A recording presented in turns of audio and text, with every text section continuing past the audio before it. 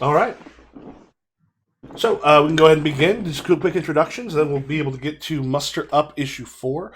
I'm Michael Matthews. I'm running the Spectaculars game for Gauntlet Hangouts. Um, as always, all of the Gauntlet inclusivity policy applies. X card, if you ever need to, just that in the window, or you can put type X into roll 20 is probably better because the Zoom chat we've got just blinks and I find it easy to miss on the screen because it's the bar I've got at the bottom is pretty low. It makes a bloop if you do something into the chat on roll 20. We want to begin. We can probably go left to right from how they show up on roll 20 itself. Start with Daniel Mark slash Pluribus Unum. Hello, hello. My name is Erez, and I play Pluribus Unum because he took the whole American stuff way too hard. He's a niner, he's a soldier, he has the powers of debilitation and binding, which are basically mental powers that they have to slow people down and make them feel sick. He is a security guard at some restaurant that we'll soon hear about anyway. And he will not harm other niners, even though that's basically what we usually do. And that's it. All right, and Celeste Sonata slash Halo Point is next. Yeah, so my name's Mike. I'll be playing Celeste, and I'm playing the warrior archetype for her. She generates a personal force field that also enhances her physical strikes and generates a power reservoir that she could use to enhance her abilities. She runs the aforementioned restaurant, and yeah, I guess that's basically her deal. All right, Spine. I'm Stephen Desjardins, he, him, playing Charlie Wong, also he, him. He's a musician, a Celtic heavy metal rocker, teen heroes archetype, and his stage name and superhero name are Spine, S-P-Y with an umlaut W-N. And he has the powers of electricity manipulation, flight, and super toughness.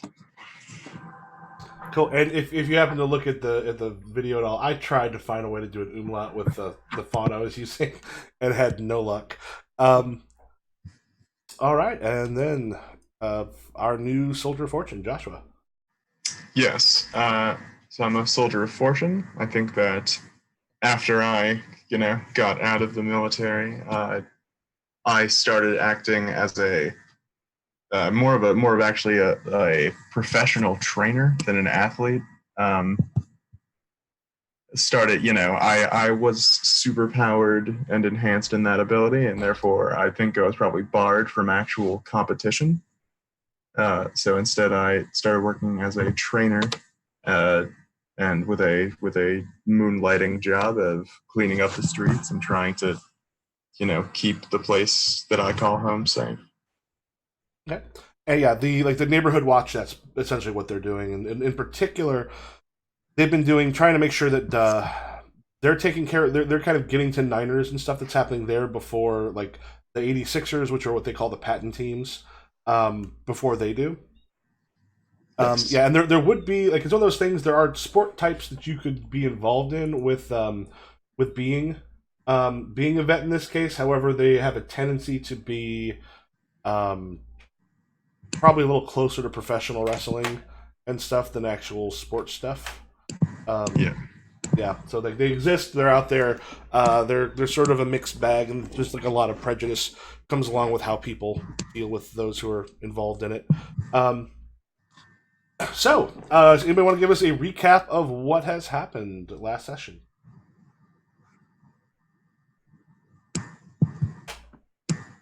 That's just going through the notes here.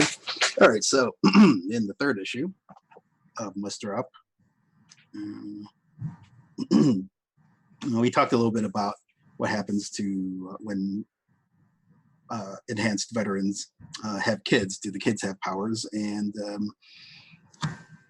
we don't have a conclusive answer to that, but oftentimes veterans who do become pregnant will go off the grid and stop seeking the drug 10 from the government in order to avoid the surveillance that often accompanies that service in order to deliver their child secretly.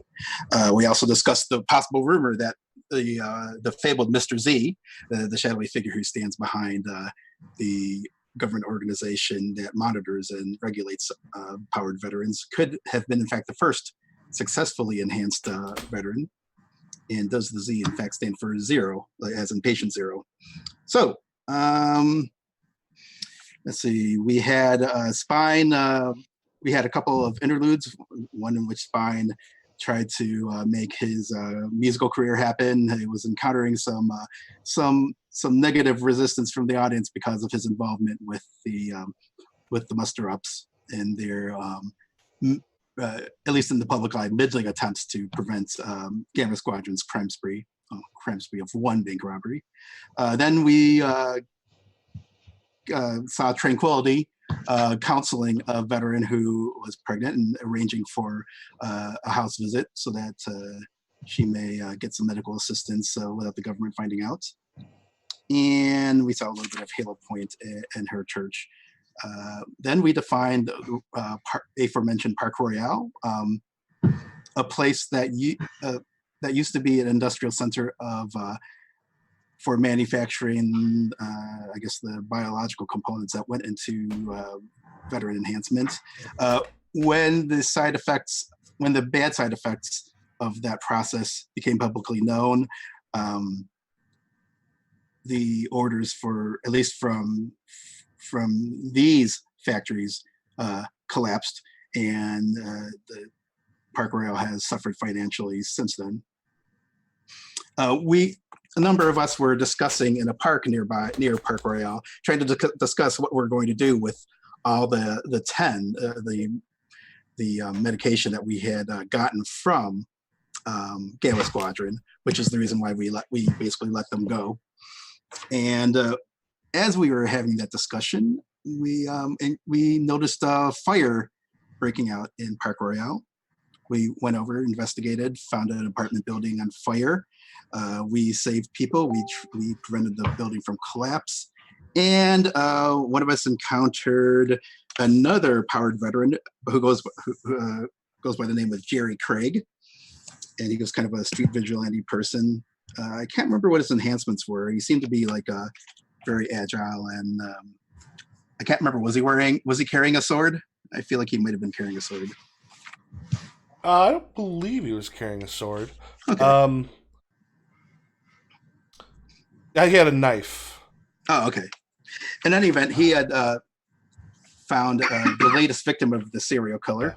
Yeah. Energy manipulation was his thing. Oh, okay. Energy manipulation. We found out from him that there was a string of serial killings going on throughout the city. And the burning building seemed to have been an attempt to cover up the most recent murder. We continued. Then we picked up the investigation while I think it was Spine who dealt with the lead investigating cop, Jacob DeCastro, who was our jaded, hard-drinking detective. So we established him with the campaign, and then Jerry Craig let us know about the other previous serial victims, Archie Martin, Marcus Rhodes, Renee Jimenez, and we spent the rest of the session investigating for possible connections between the three. We established that they all had a similar commute through the same part of town in the same time of the day, which was after a late shift of work.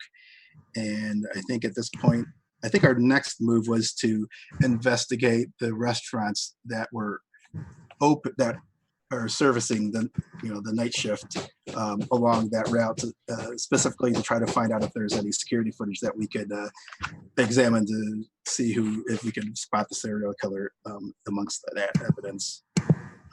And also Spine also dealt with a reporter as well, and got kind of like dealt with those relations as well. I think that's the basic gist. Does anyone also know, remember if I had forgotten anything? Feels like you hit just about everything. Hell, a bunch of notes. Awesome. So yeah, so because like you kind of investigated the stuff, checked stuff out. It was getting fairly late. Do we want to cut to where you're getting together the next day? Yeah, I mean, I think we had our idea was that we were going to try to find the security footage from some of the restaurants where they've been eating and see if we could spot anybody pursuing them or anything. Okay. Yeah, so what we want to do is we want to end up bringing Josh into it. So, oh, Josh, you have to do us a favor. I think there's a lot of noise coming through yours. Apologize. Yeah, so if you just kind of just careful on the with the mute will help because it's like a stapling or something being slammed against a wall happening a bunch. So in which case were you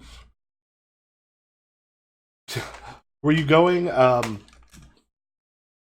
the next day probably to try to find out about the trying to get into the camera systems? Is that to me? Well, more to the group because what we'll want to do is have them fill your character in on what's happening. Yeah, it sounds like a good place to start. Okay. Yeah. So also, I don't, Joshua. I'm sorry. Do we have a name for your character yet, either super or otherwise? Yes, I'm working on that now. If you give me a moment, sorry.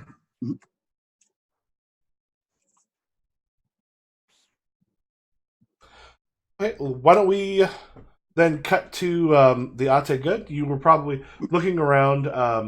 It was getting fairly late at that point. You've been around that area, so you weren't seeing anybody being taken, but you definitely have got like the sort of the late nights. You got like the Burger King, the Wendy's, Taco Bell, like the stuff that people were walking past on their way either to work or to get transportation from work.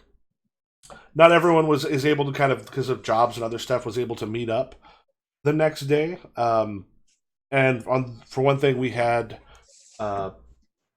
Tranquility kind of had to do some work about making sure that they're getting set up for more 10 now that they are unshipped, which will end up being a bit of a problem for them. But the Ate Good is the restaurant that Halo Point owns. Probably is also a fairly standard meeting place for the support group.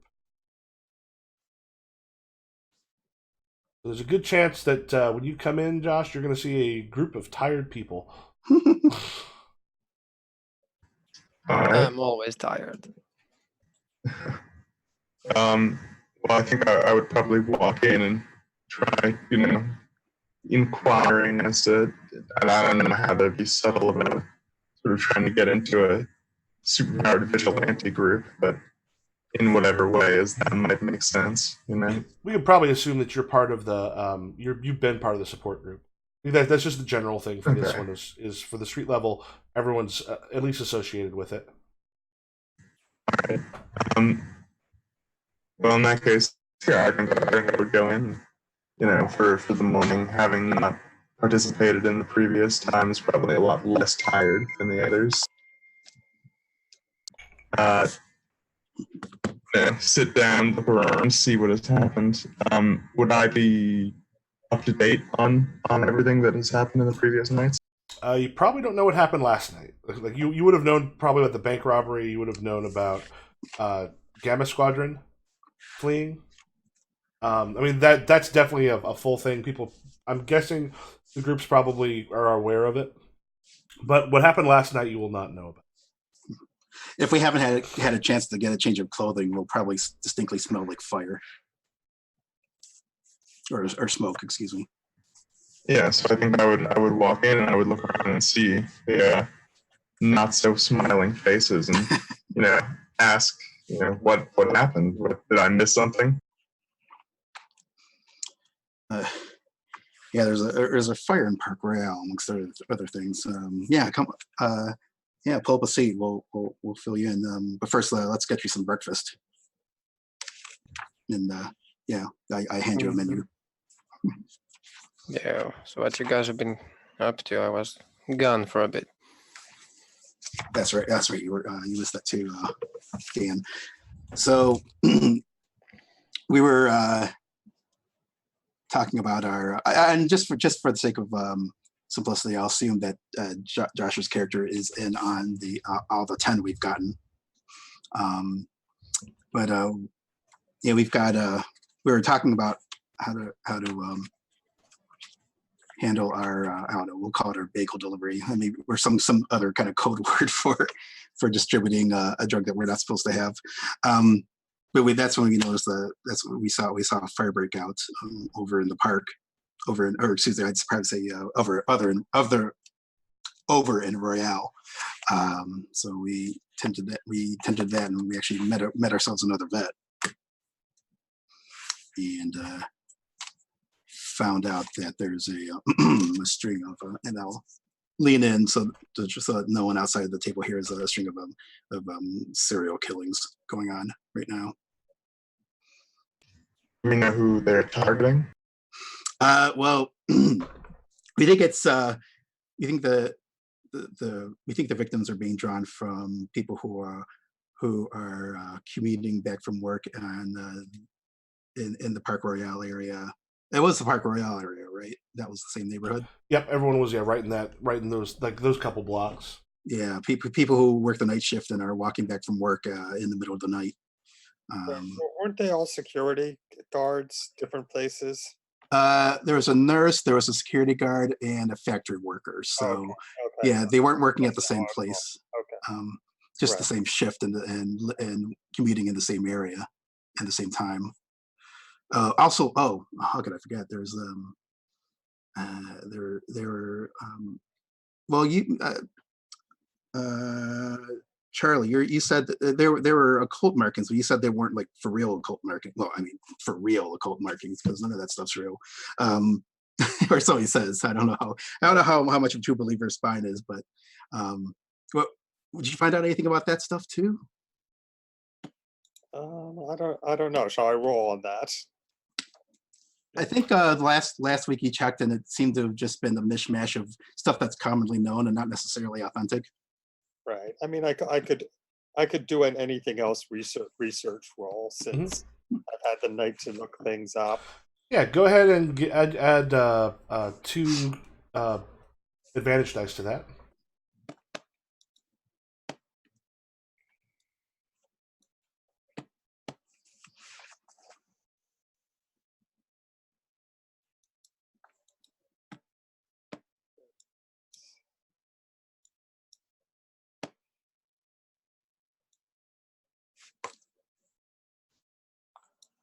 I'm not.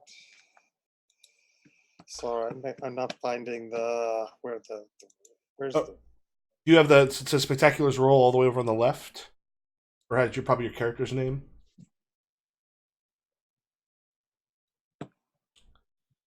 I mean, I'm clicking on it and it's not. I'm not seeing the roll thing. I'm just gonna try rolling. Yeah, so for me, it's I've got it popping up like in the middle of the screen when I click it.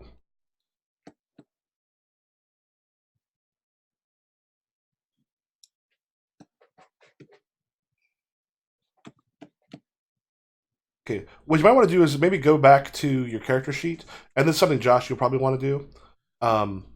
You go to your character sheet and go to show in the macro bar, or under attributes and abilities. One says roll. You just put show in the macro bar. It gives you a thing. You just click it, and then you tell it how many advantage dice and how many disadvantage dice that you want to add to it.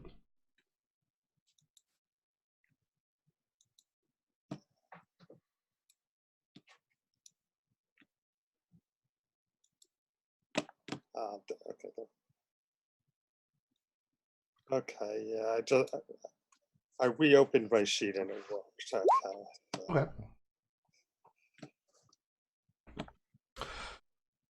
So yeah, the weird thing is, I mean, as you go through and you look at them, they're all taken from like a variety of different sort of mystical belief systems.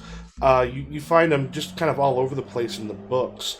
Um, One thing you do notice is all of them have to do with kind of an opening or a channeling. So whoever's putting them together, while they're taking from a whole bunch of stuff, what they're taking is fairly consistent in its meanings.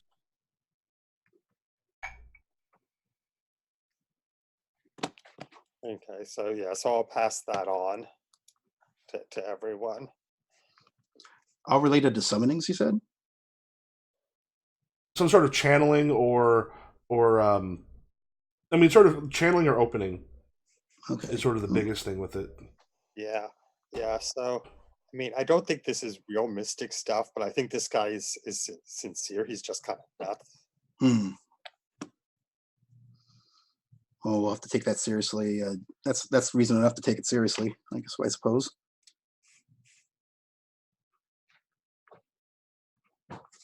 Well, if there's a serial killer on the loose, and we know that they're at the very least taking the idea of it taking this seriously enough to kill for it, then it seems like something that we ought to be trying to stop. Absolutely.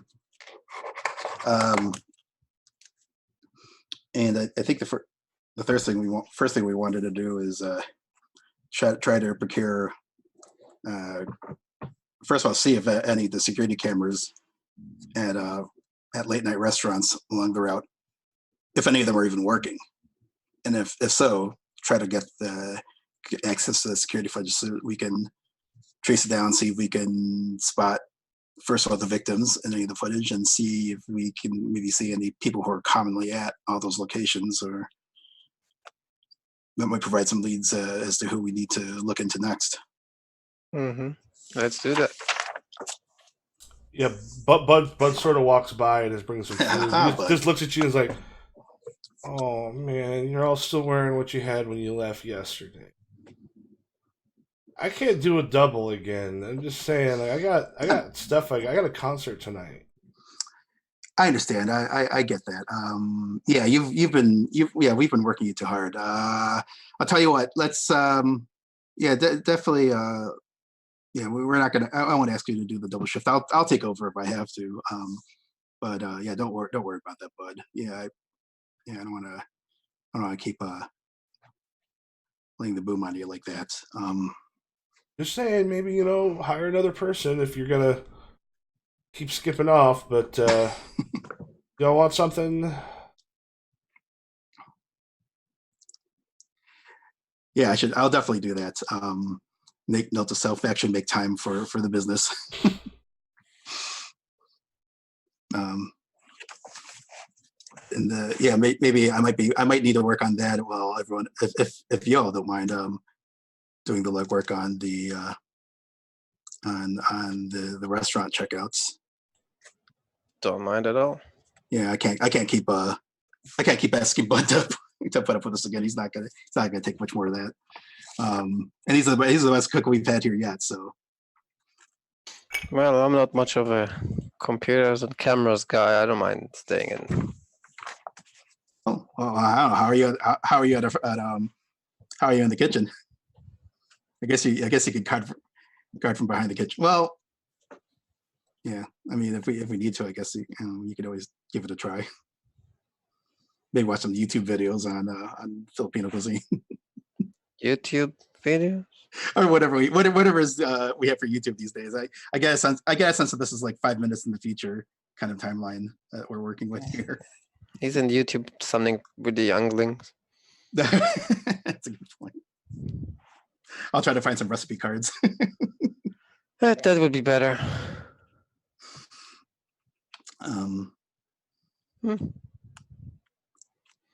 Yeah. So if the two of us are staying here, I guess would Spine and Joshua's character? Do you think they'd be able to handle actually looking into the restaurants? Actually, I wonder if I wonder if maybe I should go, because I could go in if. But we're known as like defenders of the city, right? Or, or at least self-appointed or volunteer defenders. Is that right, Michael? Mhm. Yeah, in particular, they have seen you on television. You actually get a where you are at. Team sheets. Yeah, you have a your public reputation isn't enough to get another die yet, but people at least do, or at least a bonus die. But people are aware of you. Okay.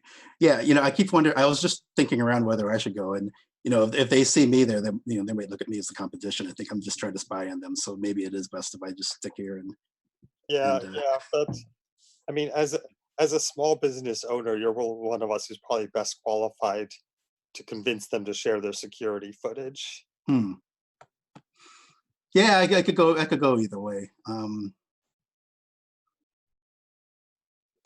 Well, yeah. If it, I mean, I'm just pointing out that if you want somebody to talk people into things, spying is not necessarily the best choice. yeah. Okay, I'll go. You're right. I'll go and try to call upon business solidarity. Besides, I'm small business and they're chains. I'm no competition to them. Okay. All right, and while this is going on, what are the other people doing? Apparently, Dan is watching over the restaurant. Okay. He's the least Filipino-looking person ever, so that's gonna be curious. That's okay. We don't judge. And Spine and Josh. Yeah, I mean, I'll go along with Daniel to try to get the security footage. Okay. Yeah, I suppose I will too. Okay.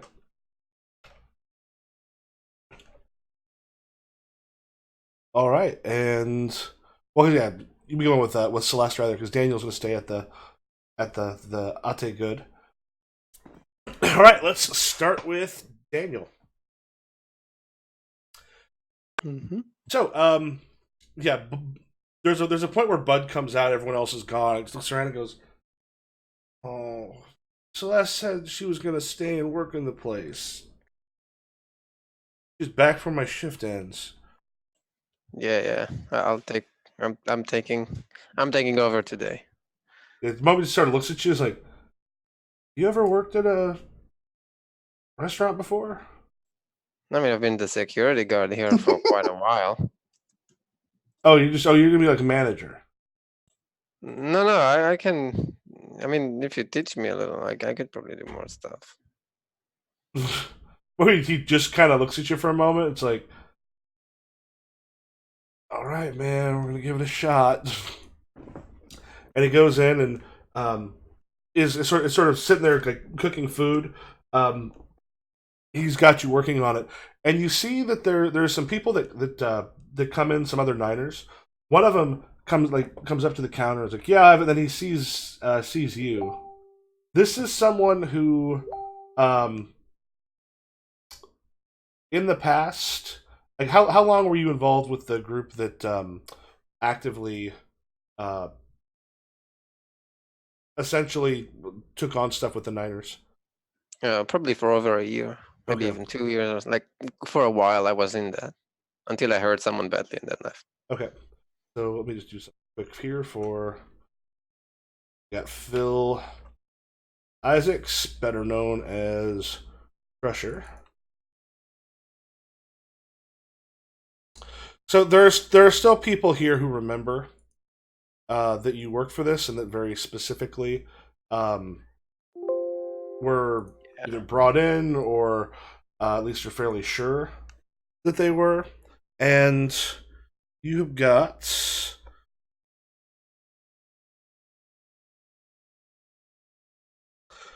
Joyce Emerson. Comes in, it's like, "Yeah, I'll have it," and then she just kind of sees you. Oh. Dan. Yeah, what will you be having? Well, I was gonna order, and then something that's fairly popular.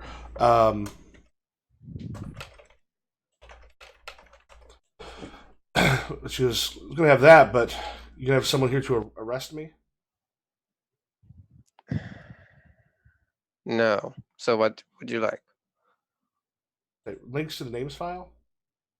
Yeah, where all the names of all the characters are, like Oh, the if NPCs and stuff. you open up the Google Drive or But- the one I sent you in the email Ah, last night, it's got the Gauntlet game information. mhm. There it is. Yeah, she just goes. So Celeste hasn't kicked you out yet, huh? Why would she? I stopped all that shit, and you know that. Yeah, you stopped all that shit. Didn't stop me from having to be brought into jail and questioned for 2 weeks, did it? Still trying to make amends. What amends have you made? What have you do? You're just now a thug for Celeste? Sitting around here making sure. I mean, what now? You're trying to cook? Well, right now, what do you want to order? Like,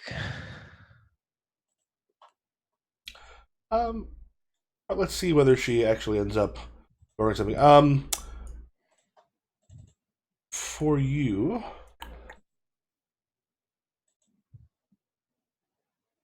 So yeah, this looks like it'll probably be make a roll probably to see if part of this is like part of your turmoil thing. So you might make a roll.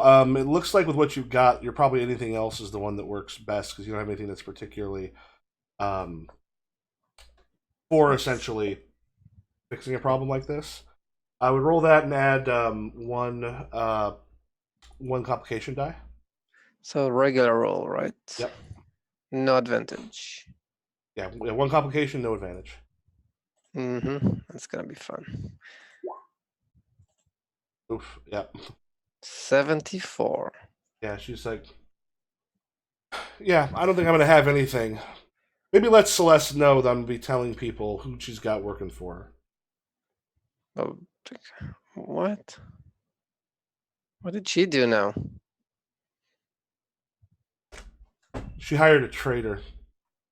There was a point where we sat there and we fought for the people next to us in wars where nobody gave a shit about us to come back to a country that didn't either. You decided you're going to turn on us. Well, people make mistakes. Yeah. And I kind of look down, and when I say that, like, I don't actually have an answer to her. Mm-hmm. Yeah, and then she's sort of just staring down. Yeah, people do. And then she just turns and like heads out. Bud kind of looks at you just like, bad rap, man. I kind of deserve it. Well, I mean, you're doing good stuff. If you gotta get that out there, people got to know that you're actually, changed or looking out for the little guy now. Well, hopefully they will. Eventually. Although that doesn't make what I did better, you know. Maybe not. But I mean, remember, you're essentially living in a place where it's only Niners and then a couple of the rest of us. We're gonna remember. Well, I have to remember the good stuff and the bad stuff. So. Okay. Okay, so that would get you the which you already have for now. We'll do these for the other people later, but we'll still count it now. That retcon token, and let's get us to that out on the street. Are you going to like? There's a McDonald's, a Burger King, the Wendy's. All of these are like have got a lot of security glass around them. They've got gates that will shut on them to keep them safe. You notice that the surrounding security cameras that are on the outside. Yeah, retcon token. Yeah, it's you. Oh, you've already got one in your thing. We'll everyone. The ones who have the characters before will have one. It's just We'll do the other scenes a bit later. Okay. Yeah, the security cameras that are in the surrounding areas have all either been painted over, destroyed. Those ones outside aren't working. However, any place that's in a location like this, it's pretty bad, is going to want to have their interior cameras pretty well both visible and clear.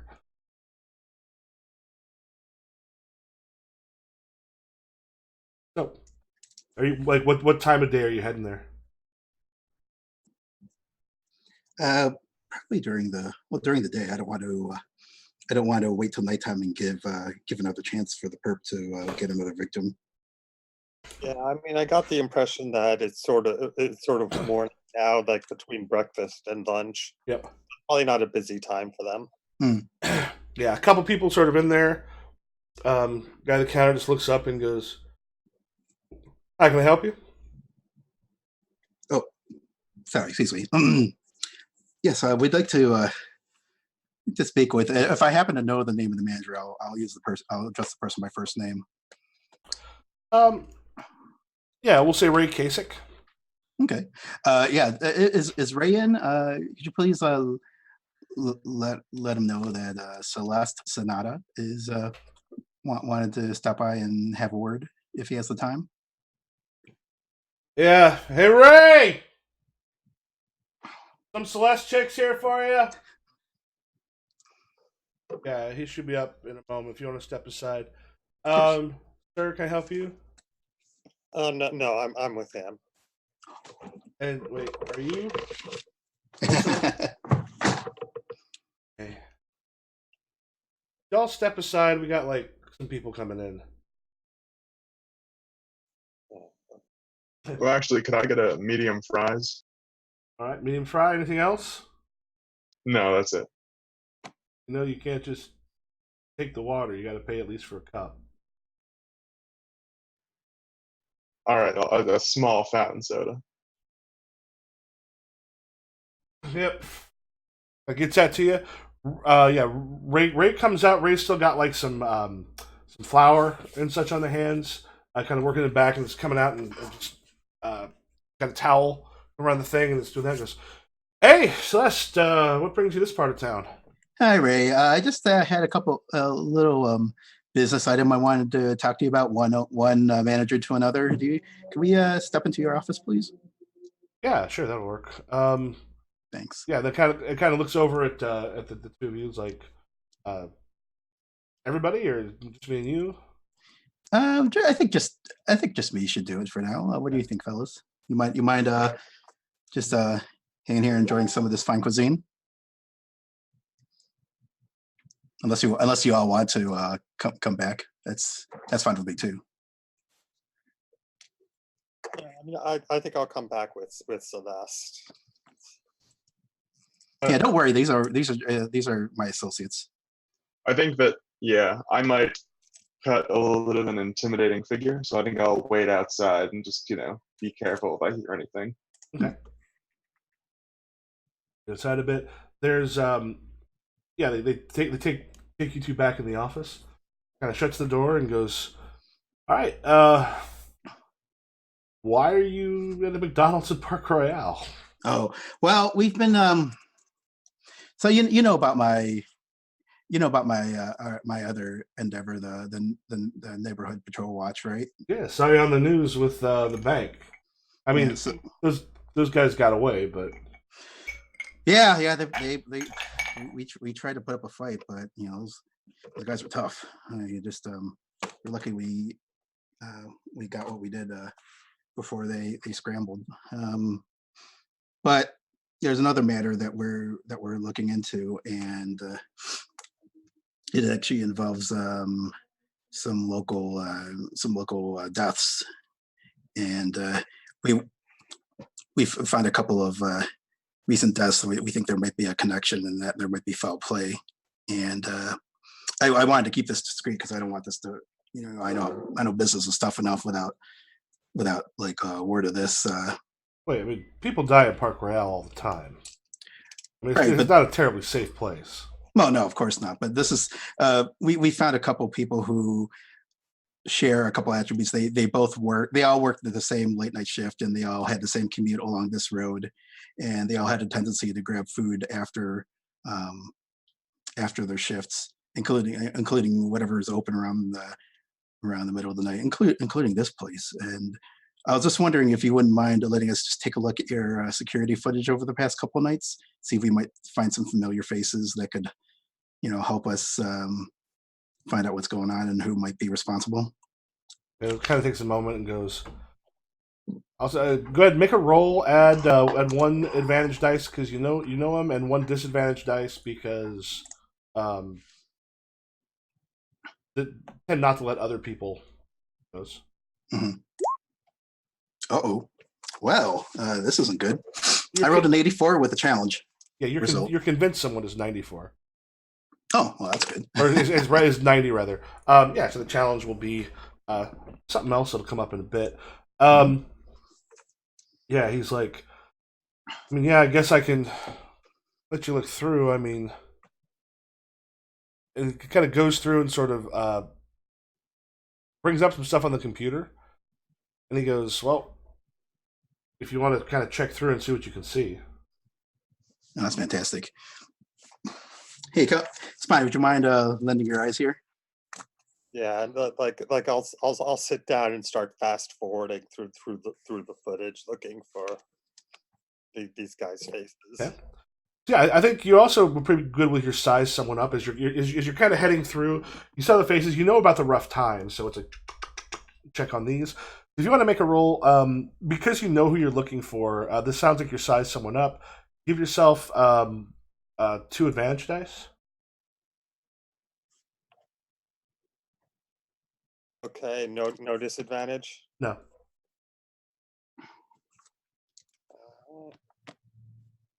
That's a 47 with 2 advantages. Okay, so you know the days in which they went missing. You also know roughly when they come in, so you're able to go through and you pick them out. And as you're going, you see that there is, as they leave, someone is sort of across the street. So the first one, as he comes out, you can look, and then across the street there is a figure. You don't get a real good look at the figure for the first one, and that would be when it was, Marcus Rhodes. You don't get a real good look, but you can tell when the person was sort of waiting out there. The same thing with Renee a couple days later. The third day, however, there's a car happens to pass by as you go through, and you get a glimpse of her. It's not a great one, but it's a distance. But you're definitely looking at it's a woman, kind of slight, who is the one who's following like all of them. As you go back and you're looking, they all like the basic silhouette seems to match kind of throughout all of them. Yeah, and like I get out my cell phone and I take a photo of the screen. Mm-hmm. Yeah, not a real good thing, but darker hair across the way. You can kind of see some sharp features on her, and just sort of ends up trailing behind them. Decent chance she's boosted because the 2 of the guys she went after were kind of a bit bigger, and they seem to have been killed pretty good.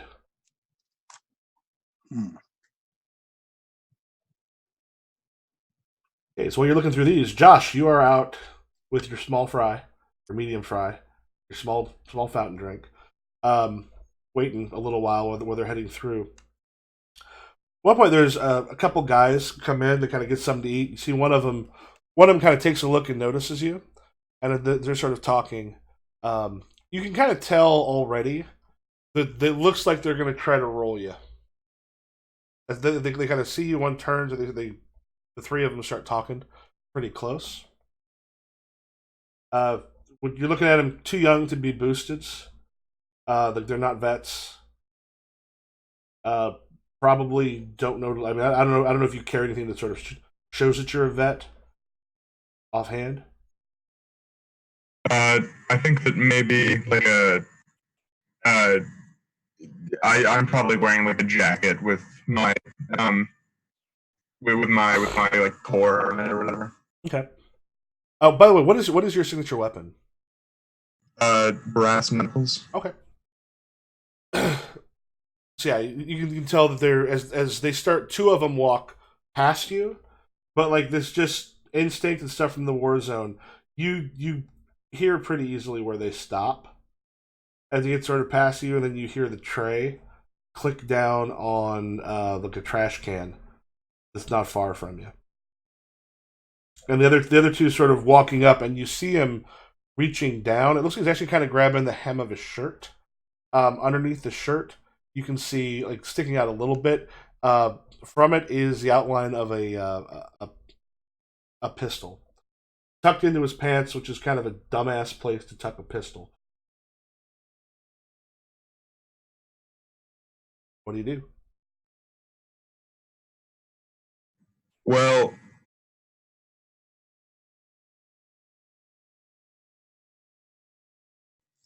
I think I'm gonna stand up and I'm gonna turn to face them. I slip my hand into my pocket, grab those brass knuckles, but I don't take my hand out. Just real casual. Uh, and I'm going to try and use my telekinesis to make that gun just slide down the pants leg of that man. Okay. Yeah, so I would go ahead and make a telekinesis roll. So in this case, it's a 60%. It's going to count as a mental attack against these three, and they're as a full thing. They've essentially got like a 50 resistance. So I meant basically it's like, do you scare them away? Do they kind of realize one standing up and going for the knuckles, two the thing sliding down? Is he going to know it's your TK doing it, or just think it's slid? Just that it slid, I think. Okay, go ahead and make a roll. There'll be no disadvantage or advantage on this one.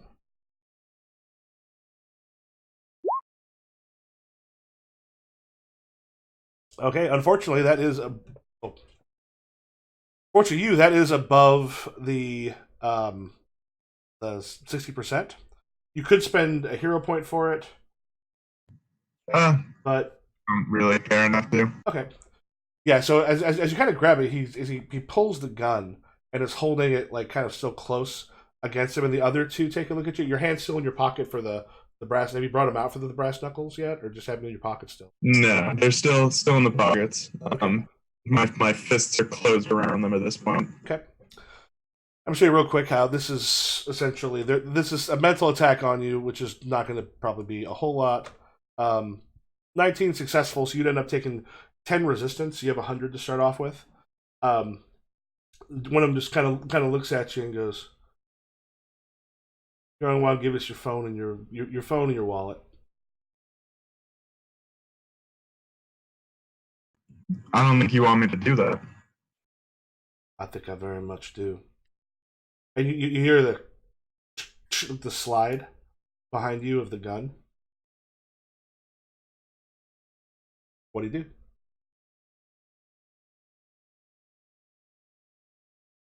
Well, I think I'm gonna punch him in the face. Is my immediate thought. Okay, that looks like superior physique probably works there just as well as signature weapon. So yeah, whichever one you're doing there, if you want to go ahead and make a roll, add one. Anytime you're in melee combat, you add one advantage die.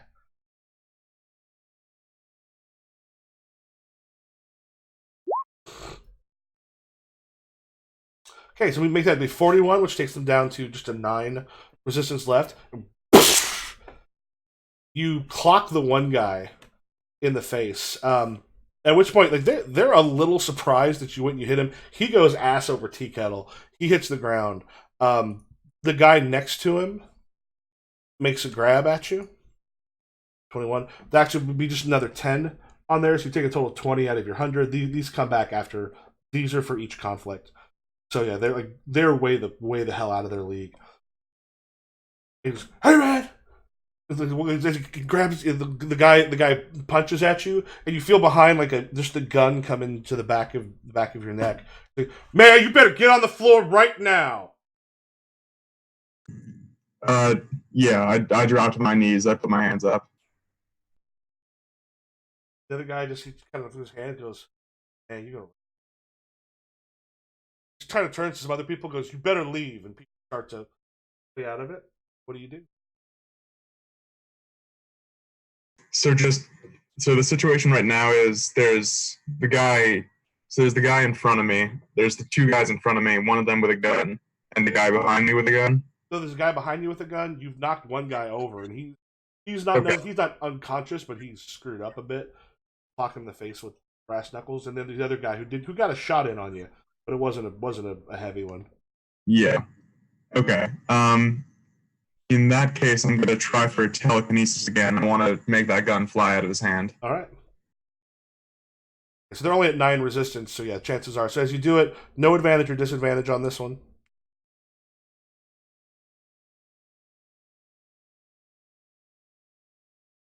Not good luck with that. Yeah. Yes. The other thing you could do, you could spend your 2 hero points to make that work. And, I'm willing to do that. Okay. Yeah, then what you do is just do another roll. Don't worry about anything except for put 2 challenge dice on there since you're spending the 2. And these will both come back on the next thing, so not a thing to worry about right now. Okay. Well, that is something that will come up a bit later. So, yeah, so you basically what happens? You roll two disadvantage on that, which I'm going to use sort of along with the other one that got rolled for some other stuff that's going to happen in a bit. Yeah, so the gun flies out. Yeah, you went from 64 essentially to an 84 on your percentage to make it, so that 74 now works. What do you do with the gun?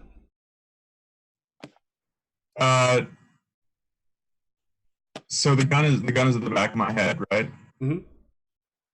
I think what I want to do is I want to just sort of like throw the gun up into the air. The room's cleared out, right? They cleared out. Yeah, people are running. Yeah. So I think I want to throw the gun up into the air and try and catch it. Okay. On its way back down. Not hard. The guy's like, it just flew out. Oh my god, he's one of them. He's one of them. And if you let them, they just scramble and start to run. Yeah, no, I dropped the gun on the ground and I let them run away. Yeah, they haul ass, and the guy at the counter is just kind of like wide eyed. This is probably by the time the you two come back out of it. Like you heard some screaming once after you've gotten the picture of them. Yeah, and I think Spine, who has finally noticed this on the security cameras that he is actually looking at, comes flying out of the back and says, "Put the guns away! Get on the ground!" Oh, they're gone. Yeah, not powered. Something I could handle on my own. Oh, Yeah. shoot. Yeah, Cool. Like I give you a thumbs up and head back.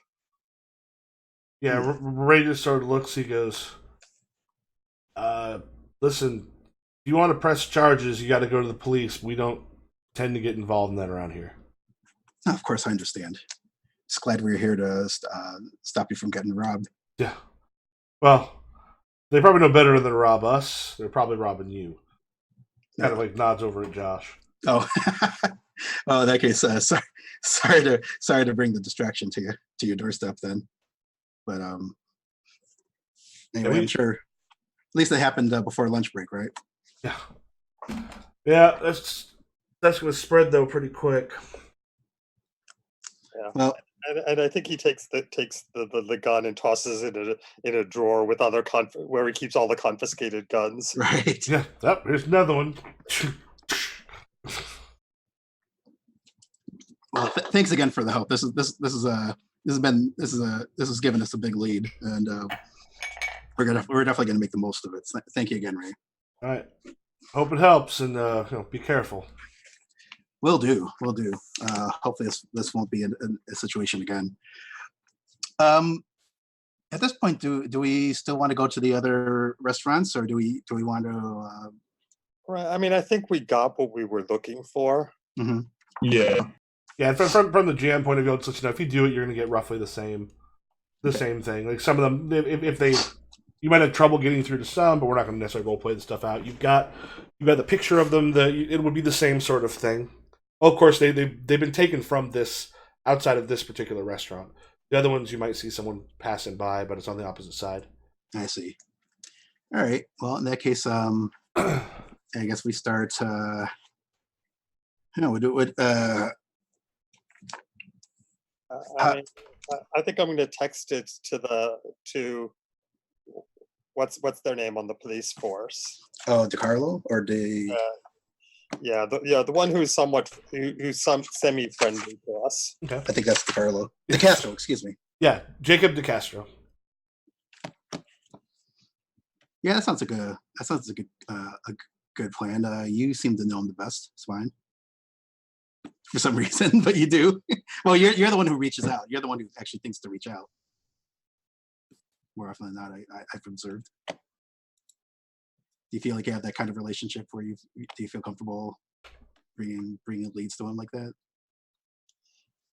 Yeah, I mean, I have confidence, which is so often unwarranted. So I am absolutely 100% confident in sending him what I'm convinced is a hot lead. Yeah. Well, I've still got to. And is a blurry cell phone photo of blurry security. Well, since I've got a business that's on the verge of collapse, I think Celeste might perhaps unwisely decide to give you that hand you off that responsibility. All right. I'm going to add Phil's name to the thing. I'll roll 20. All right, so y'all head back to the restaurant? Sure. Okay, you got the information. Yeah. Daniel, you've been working there, kind of helping Bud out as they come in. When Bud sort of sees you come back in, he's like, oh, thank God. Yeah, I wasn't that bad. You were another pair of hands. Yeah, you don't even have those. Yeah, as a cook, you're a hell of a security guard. Sorry for the lack of customers. Yeah, I mean, it's shit happens. I mean, Yes. people were coming in. It's hard to. There are up days and down days, and today seemed okay. Yeah. Thanks. Yeah. Thanks, Dan, and especially thanks to you, Bud. So, yeah, we at least we weren't gone that long, were we? No, we're barely gone half a shift. We're back just in time for lunch break. Mm-hmm. Yeah. Well. Hey. Again, we found a lead. We've got a visual. Good. Let's see. Yes. I think Spine's got it. It's someone who we found trailing all three victims in the on the security footage at the McDonald's. Her actually. See her face? Yeah, at least that's how it looks. Did we see the face? Yeah, you mentioned like sharp features, so I assume we actually see the face. It's blurry, but yeah, it's one of those things where if you wouldn't necessarily know the individual, but like you know who it's not. Just because again, sharp features. If you see someone, there's a chance you'll recognize who they might be. Yeah, just knowing it seems to be a woman is a huge help because statistically, when you think in serial killers, like what 95% of the time we're thinking men. Yeah. Well, that means she has a great alibi. Yeah, let me see the picture. Maybe I'll recognize or something. Yeah, sure. Yeah, and I'll text it to everyone on the team, assuming I have your phone numbers. Sure. Text a picture? Yeah. How do you text a picture? You attach it to a text. You hear like my phone kind of like rings with an old-fashioned voice, and I take it up. How do you take that out? Oh, you have a flip phone? No, I have a new phone. Oh, okay. Yeah, but it's like fine. Like I pull out my own phone and I show him the picture. Do I recognize this character? Whatever. Do you have a skill that might go in with that? Let's see. Who would I have do his have choice? history with hunting down niners, but that's not a skill. That would actually work with Watch for trouble. with advantage dice. Watch for trouble. Survey someone. Size someone up. Just one. Go ahead, roll your anything else, but give yourself 2 advantage dice because of your previous job. Okay. And no challenges. No. Mm-hmm. And what do you use the retcon point on? Would that be able to help me? Yeah, retcon point you are able to essentially spend and be. Let me pull it up again.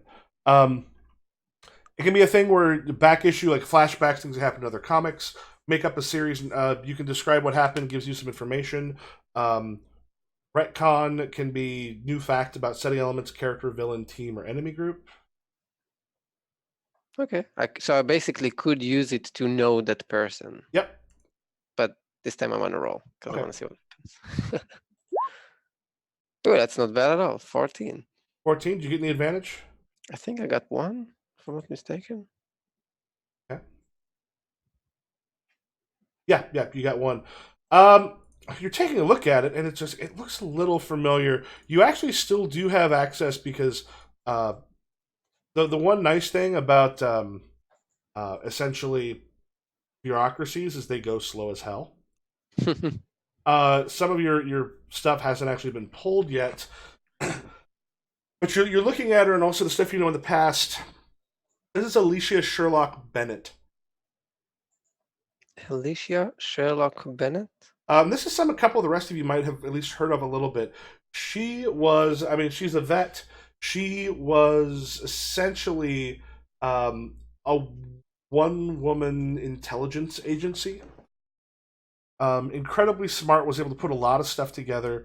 Would often be brought in sort of a consulting basis.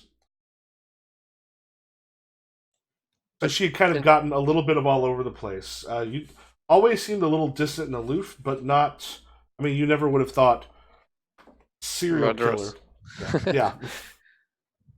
So I know her not from someone I hunted down, but someone we actually worked with. Yeah, she's someone from over. She actually had. There's a decent chance that she's actually consulted with the patent squads and such in the past. So I say that name, Alicia something patent. Mm-hmm. Alicia Bennett. Alicia Bennett. And called Sherlock was her code name. Does anyone else know that name? Then recognizes it when I say it? There's a decent chance some of you have at least heard of her. You can kind of decide for yourself on those. I think she's called Sherlock. You guys know her? It doesn't ring a bell to me. I think I worked with her once. Maybe she helped or something. Ugh. The name seems familiar. Wasn't there a movie or something? Sherlock? Yeah. That's the detective from the books. Oh, she's a detective. Now we're getting. Yeah. Why would she kill these people? I mean, and she's famous. She's been in movies.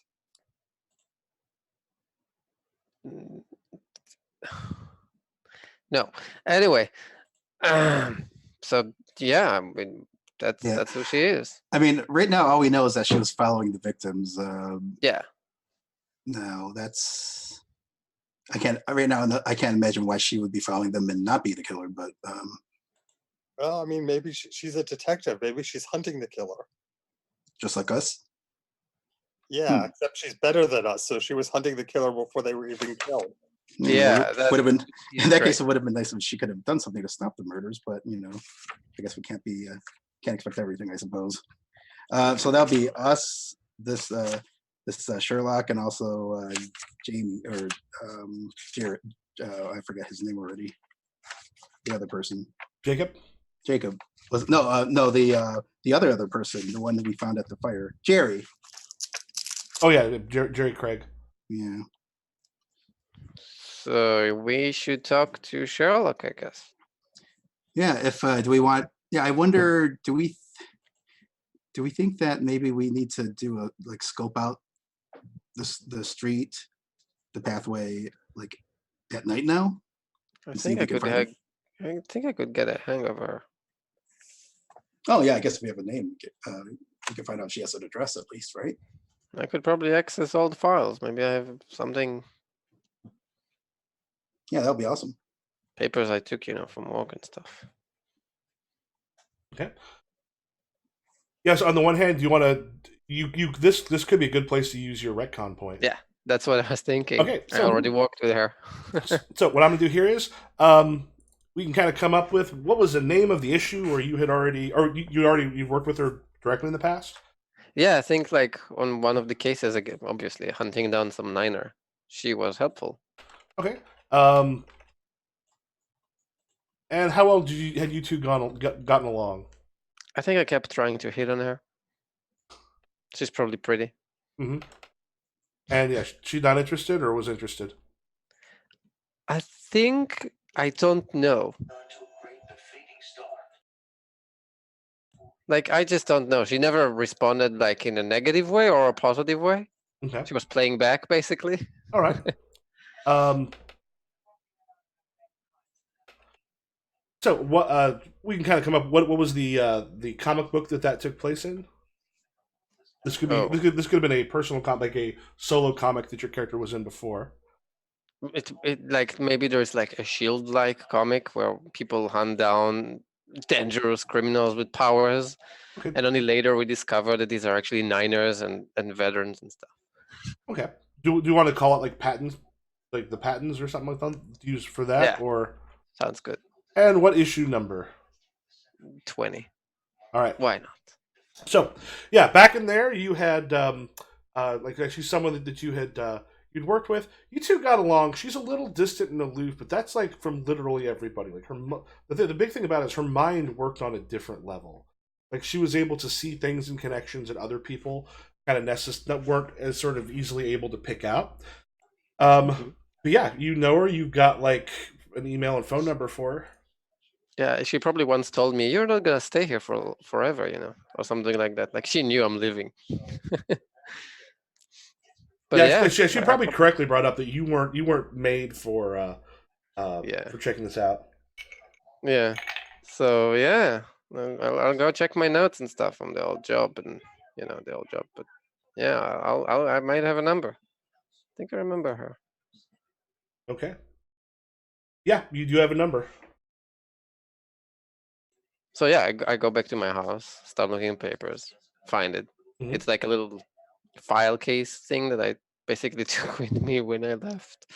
I bring it back and I'm like, put it on the table and like, there's our number.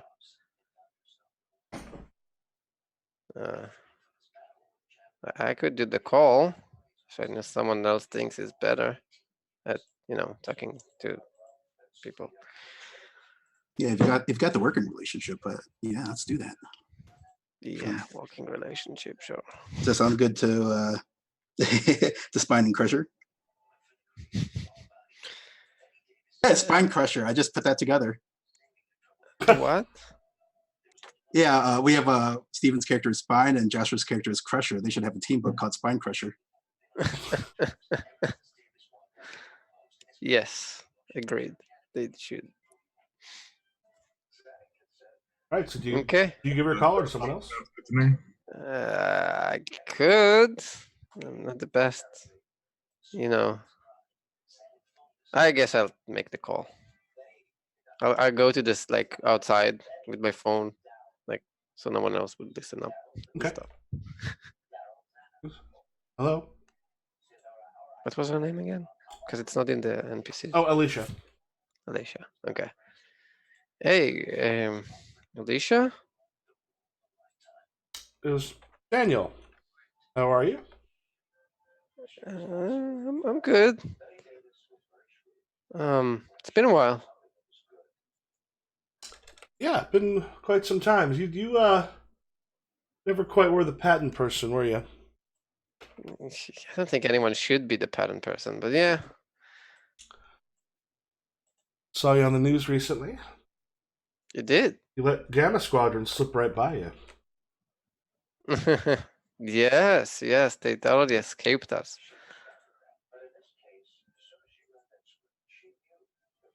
You're calling because?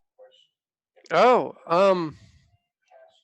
I was looking through my papers and I suddenly saw your name and I thought I'd make a call. All right, and you're calling because? Did do you wanna catch up and for lunch or something? A little busy today, but tomorrow afternoon I might have some time. Oh, doing anything interesting?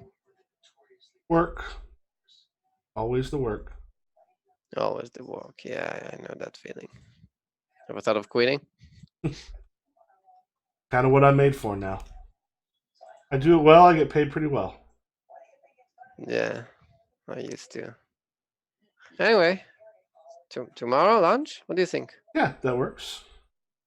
I mean, I work in this Philippine place and Filipino place. The latte good?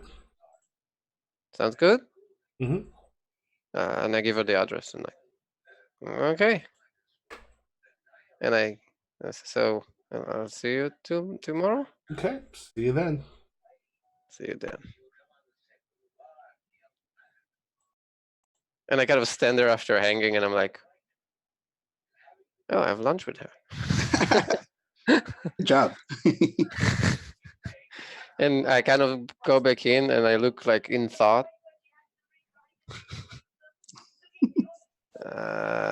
She said she's working today, but she'll meet me up for lunch tomorrow here. Great work. Yeah, we can all. Yeah. How do you think we should handle that? Do you just want to like keep it relatively low key, like kind of a gentle feeling her out sort of thing, or do we, Feeling her out there. well, you know what I mean. Yes, I know what you mean. Right. So, or yeah, we're not gonna like Lord of the Boom, are we? Or like right there and then, are we? No, it could be totally like a little lunch, like I plan to. But she says she's working today, and if she's a murderous bitch, then we should probably check what the hell is going on. Maybe we still. Maybe, do we still want to do like a nighttime patrol? I mean, I shouldn't be a part of it because she'll recognize me. But Sure. just so you know, though, she knows everything. Like she just knows things. Like she reads the room like crazy. No. She has those powers. So it's going to be really tough to catch her by surprise. Well, I mean, I think we should watch the restaurants tonight, and if that's where she's finding people, and just like do a stakeout, and if we see her following anybody, I mean, if she's really that smart, then she might catch on if we're watching and then, purposely not do anything, right? Well, at the very least, that's one. I mean, if standing on a rooftop all night means that somebody doesn't get killed, I'm up for that. Sure. Yeah, I think that's to me that sounds like a good idea. And who wants to do the patrol? Well, I can't jump off buildings. Sure. So I'm not Oh, gonna yeah. stand on there. Also, we don't want to risk her. I can pull in. I mean, I can fly anybody up to a rooftop who wants to come along, and like, as long as we've all got our cell phones. Yeah, I'll go. Tonight home and stuff, and I have some personal things to attend to. I'll meet her for tomorrow for lunch, unless you guys call me up and say you got her, like in the exp or something. It also wouldn't be hard for you to necessarily be nearby, in a place where someone wouldn't necessarily see you. Yeah. If it's all the same, Michael, would Celeste feel like maybe she should try to just be on standby, just to do all the catch up on the work that I've been putting aside, dealing with the gammas of the 10 situation, like trying to hire more staff. Possibly, but that can also. But this is you're looking at later at night, so that's something you could probably do, and then take a nap or something, and then head off to do. Okay, cool.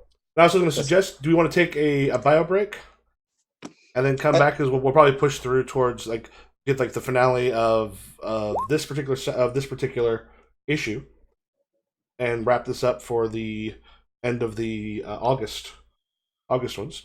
It was probably best if everyone goes, because we'll be getting towards the climax, or Okay. at least is nearby or able to get there. That sounds like a good plan. All right, want to take about 5 minutes? Cool. See you in a bit.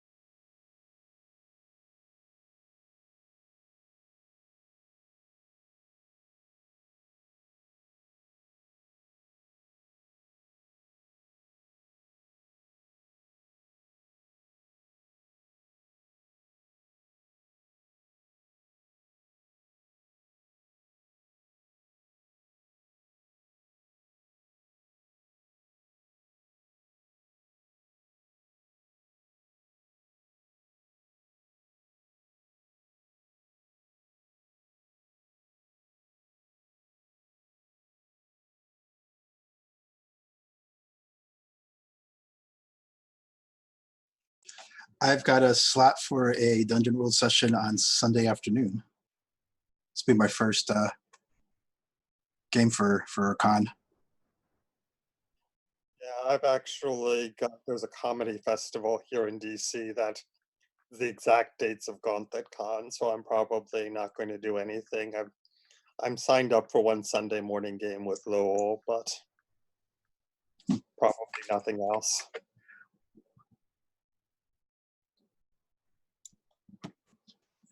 Different. There's a lot of stand-up comedy, different kinds of comedy.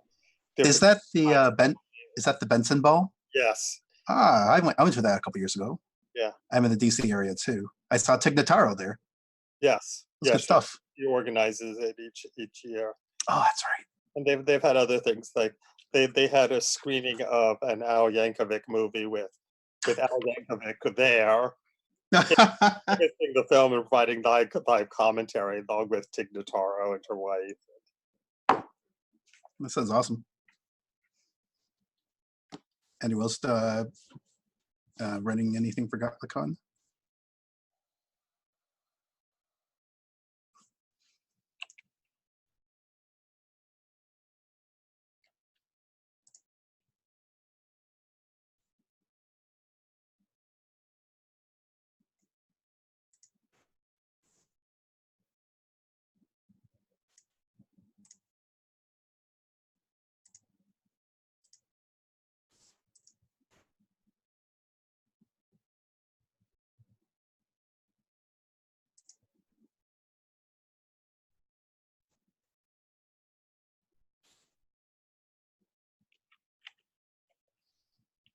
Mm-hmm.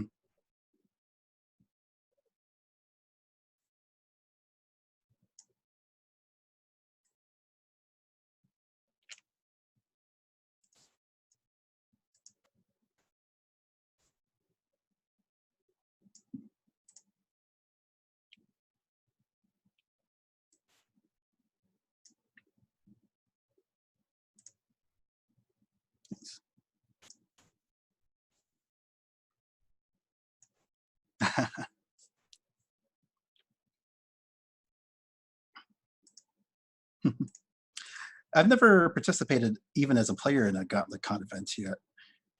How have people found that in general?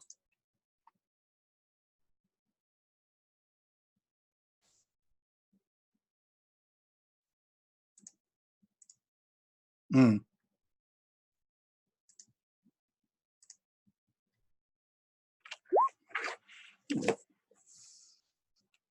Yeah, in my experience, it's a lot like regular Gauntlet games. It's just a lot more one-shots. I do have one question. For GauntletCon sessions, do people generally, is it generally pre-generated characters? People don't make characters on the spot, do they? Or do they? It depends on the game. Like I said, it's generally one-shots, so there could be some accelerated character creation, but I mean, I've been in things like Hearts of Wulin PBTA stuff where people just created characters on the spot.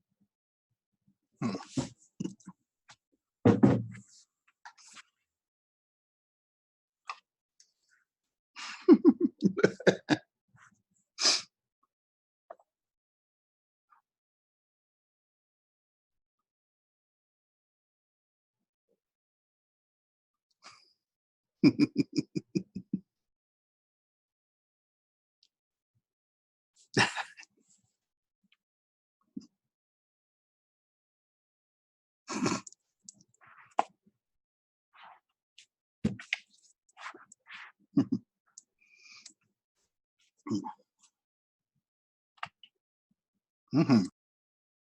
Okay. So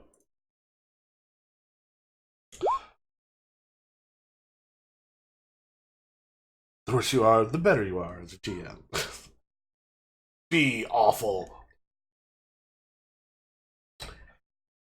All right. So that night, are you keeping watch in outside of that row of restaurants? Yep. Probably, except for me. Okay. And where are you at? I'm home, sleeping. Okay. I mean, I might as well do it in the game if I can't do it in real life. Yeah, you Okay. got to get your beauty rest for your lunch date. Yeah, exactly. And out of curiosity, because as we'll be moving towards the sort of the summing up of stuff, yeah, your motorcycle's how you get around. I think so. Okay. Yeah, same here. Yeah, so we'll say you probably don't live particularly far. This is just on the outskirts Nah. of. Oh, by the way, yeah, Josh had never seen this. Oh, I don't think Eris saw this either. So Oh yeah, the handy dandy map. Oh yeah, let me move you over. I keep forgetting. I it loaded up for me. Why didn't it load up for you? yeah, motorcycle. So up there on top. So essentially, the that island on Alameda, all the way that would used it wouldn't look like that now, and I might go through and Photoshop some stuff in there. But the old Navy base has been turned into the ghetto, the Niners ghetto, Yeah. where the apartment fire was. You're in that neighborhood because that neighborhood is Park Royale, like sort of right around there, and that is where all of this is taking place. There's a pretty good chance you actually may only live a few blocks away. Yeah, probably. Like, Okay. I did tell them also to call me if there's something bad going on. Okay. Because I'm close by. All right. And then beyond that, we've got the fuller map of the stuff, and then the Gamma Squadron from before. All right, so we'll take us back. So, the thing about a stakeout, and there's a pretty decent chance some of you had experienced things along these lines in the wars. Is there's a lot of just like, how do you not get bored but still pay attention, guard duties, that kind of stuff. I mean, thankfully, it's not cold. I don't think it gets particularly cold at night in San Francisco. I mean, you do have a breeze probably coming in straight off the bay, which is nice. But you're sitting there sort of watching. There are people kind of coming through. Most of the street lamps and such are off or have been broken. You do have some where, like the stuff right around the various restaurants are the little pools of light as they go through. And you're seeing people walk around, come through, and you see at one point someone that you can't quite tell, got kind of like a longer overcoat, fairly light, and like a wide brimmed hat on that is sort of staying kind of over in the shadows. And as you are looking, there's a woman that that leaves, that kind of comes out. You can see like sort of like the chef's coat and such on. This is about 2:30 in the morning, and is walking away from McDonald's, and she sort of like got herself. She's got a cup of probably Coca-Cola or something. You see her like pour something from a flask inside, and as she goes and is taking a drink. And across the street, probably on the side that you are, there's a woman peels out of the shadows, and again, but she's wearing, you can't get a good look at her, wearing the wide brim hat and then the light coat, as she seems to be following this woman from across the street.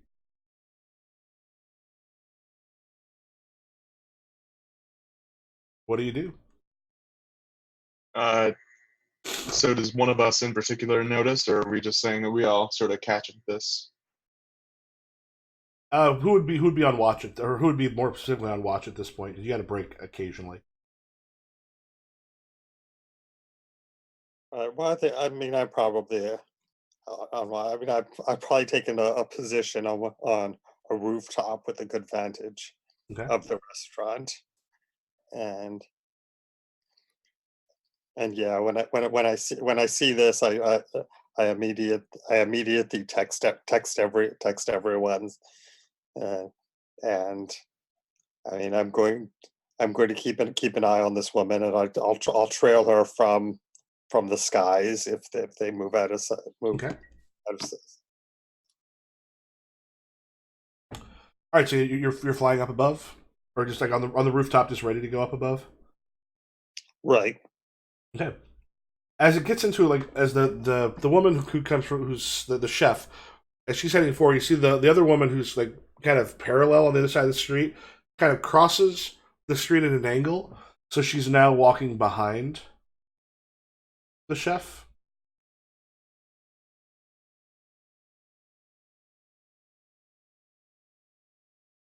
At this point, what is everyone else on the roof doing?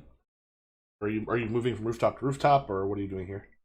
I'm not sure if the others are on the roof because I mean I can fly, so Yeah, so Halo Point and Crusher. It's a good question. My only means of mobility is the motorcycle, which is not discreet. So I guess I'd be walking on the street. Well, I am very good at climbing, so I'm also probably on the rooftop, Okay. following along. Okay, so maybe heading from rooftop to rooftop. You kind of like shadowing.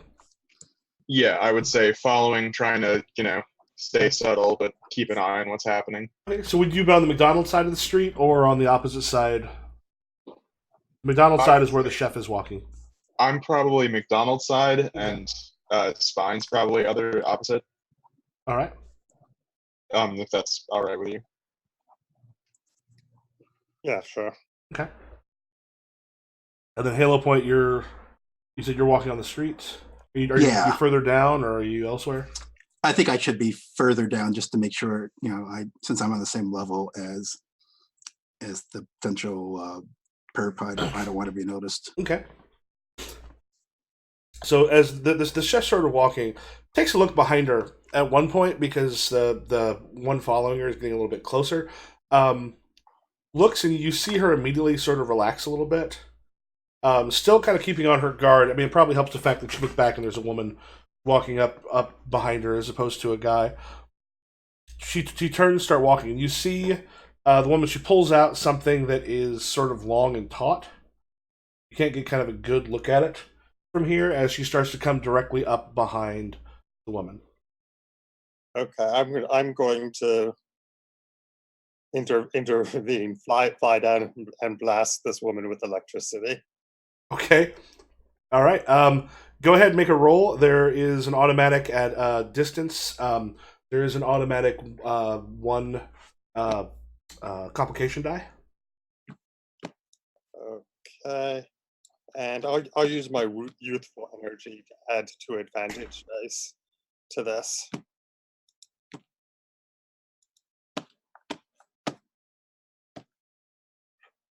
Say, Michael, Yep. would we get an opportunity to change roles? Oh yeah, because I saw some people grab them. I was going to mention earlier, but I saw some others grab them. Did people want to stick with the roles that you had, or grab some other ones? At the beginning of each session, you can choose what your roles are. Yeah, I might stick with tank just to keep things moving. Yeah, I'll stick with booster. And by the way, I rolled a 91 with 2 advantage and 1 challenge. What is your yeah, Manipulation 80%. 80%. Okay, if you could spend 2 hero points, which would have you roll 2 more challenge dice if you want to use those to succeed.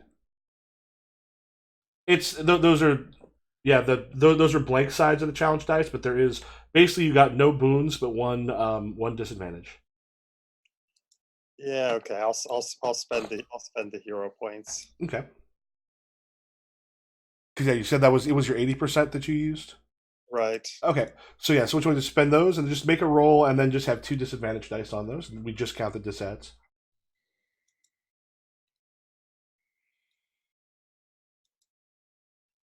Oof. Okay, All right. Okay, So, I'll spend a 3rd hero point to re-roll 2 of those. okay. Okay. And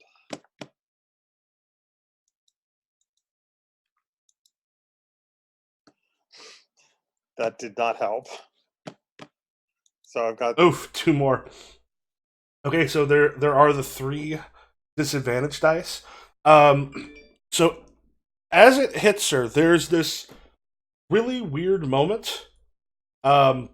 Because like you were probably able to like see a picture of her before. As it hits the woman, as she screams, like crumbles to the ground, but as she hits, like there's a wig that she has comes off. The hat kind of goes flying, and the woman that you're looking at that's now unconscious is definitely not Alicia Bennett. Because like the features aren't as sharp. She doesn't look quite like what you saw there. But as she sort of hits the ground, it's like a blindfold that hits what she had pulled out. You also do notice that she is essentially wearing a thing around her neck that is an alert necklace, the kind of things that well, Eras would know more about, that you have seen that patents and such will sometimes use for people, and it is as it strikes, that thing is blinking with a red light, which probably means someone has been called.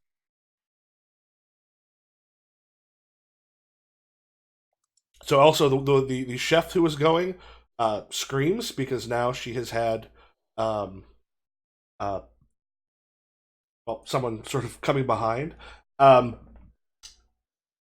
and And I, she starts to run.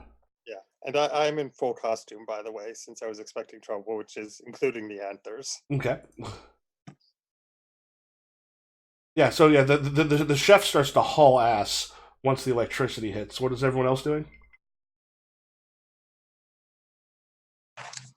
I'll start running to get to the scene. I think same here. I'm probably sliding down a fire escape or something, trying to get onto the scene. Okay. Yeah, you're sort of heading down. Halo Point, are you running down the street towards where the chef is? Because she's running your way. Oh, okay. Yeah. You know what?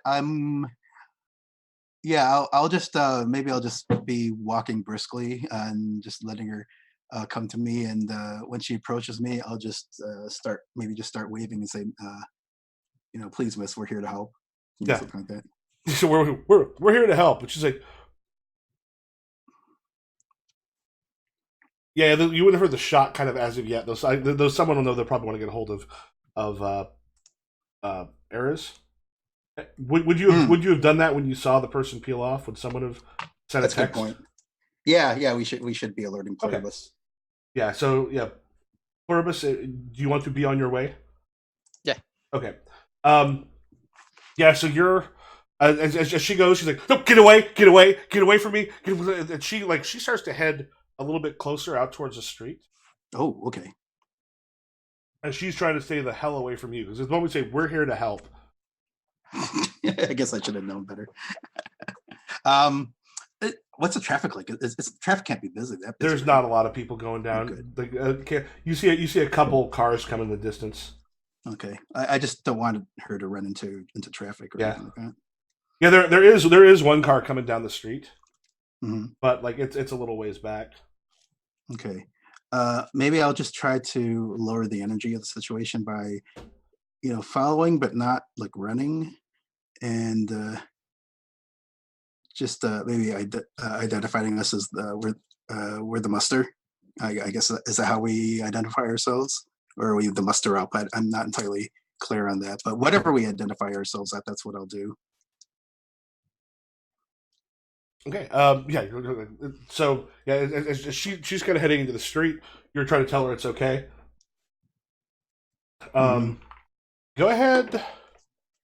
Make a roll. I want you to add 3 disadvantage because she just saw someone blasted, and then you were a stranger walking down the street in the bad part of town. No advantage, I presume? No, not on this one. Okay. And yeah, well, I have 47, but with 2 challenges. Okay. Yeah, she sort of like kind of halts herself for a moment, and then is just like, I mean, Who who are you? My name's Celeste Sonata. Hi. We just we're just we've been patrolling the street. There have been some abductions and murders in the past few days, and we're just trying to prevent any more of those from happening. Okay. I also identify the group we're with and all that stuff. Yeah. So there's a point where she's just like, I I don't know who you people are. So yeah, what are you two doing now that you've got like the unconscious woman there? Which one of us is at the? So are we? Am I and Spine both there at this point? Yeah. I will say this. I'm going to use the. So I pulled up a. I use those three that you rolled for a complication. So she has critical injuries. She essentially becomes a complication for some stuff that's about to happen. To the scene, bystanders have already been wounded by. So in this case, she's been wounded, and like you Spine, you knocked the shit out of her. She was a regular person. So in this case, like the amount of damage that has been done is not insignificant. So I'm going to create a bar for her. Right. Remember that I had 2 advantage dice on that Mhm. that as well, so that neutralizes 2 of the 3 complications. Well, there's only one of the complications I'm pulling out Right. on Okay. that one. Okay. I No, wasn't the thing is, you didn't roll any advantage though. You got blank sides on those advantages because the actual advantage ones have got a symbol on them. That if you look up at Pluribus Unum's last roll, Oh yes, you're right. You're right. yeah, this comes from the ones that Mike just rolled. Yeah, you're right. Yeah, yours was actually activating because originally it wasn't going to be able to activate the thing that she was given to call in someone, but because of what you had rolled, that had activated. So yeah, what are you two doing over with her? Is she unconscious or? Oh yeah, she's unconscious and things look bad. Okay. Uh. Well. I mean, I think that we should probably. So she's wearing a tracking necklace, but she's clearly not. Does it seem like she was sent by someone, or It's the kind of thing like most people don't just walk around with these. Like the fact that she's got an honor is weird. okay? Well, I think that we probably need to get this woman patched up. Okay. So about that time, as you're like, yeah, we do something about her. A car sort of pulled up, and the passenger door opens. There's a woman in there who looks over at the one that you saw, and she's like, I saw what happened. Come with me. We'll get out of here. And Halo Point, you recognize from the pictures you saw from Dan. This is Alicia. Okay. I'll call her out. I'll say we've identified her on security footage of the last 3 victims. This is Alicia Bennett. She followed the last 3 murder victims on over the last 3 or 4 nights. Okay. What I'm going to do here. So, the group initiative has popped up. We do one thing here real quick. Objects and tokens. Are all the names showing up? I see mine. I see Sherlock. I see support. Sherlock gets to go 3 times apparently. I'm seeing a couple that aren't showing up for everybody. 4 or 5. I'm seeing a lot of Sherlocks. Either she's very enhanced or. And basically, the villains get 1 for each. Like often they get 1 for each hero in the scene. Oh. Otherwise, the villains have got to have like an absurd amount of Henchmen. Yeah. So Keyword villain. Sure. Okay. I was trying to make sure the names all appear because I'm seeing at least one that I'm not seeing a name for. Yeah, I see support. I mean, the complication. Well, it looks like I may have gotten a few that I should not have. Okay, so the minor villain, that gets to go away.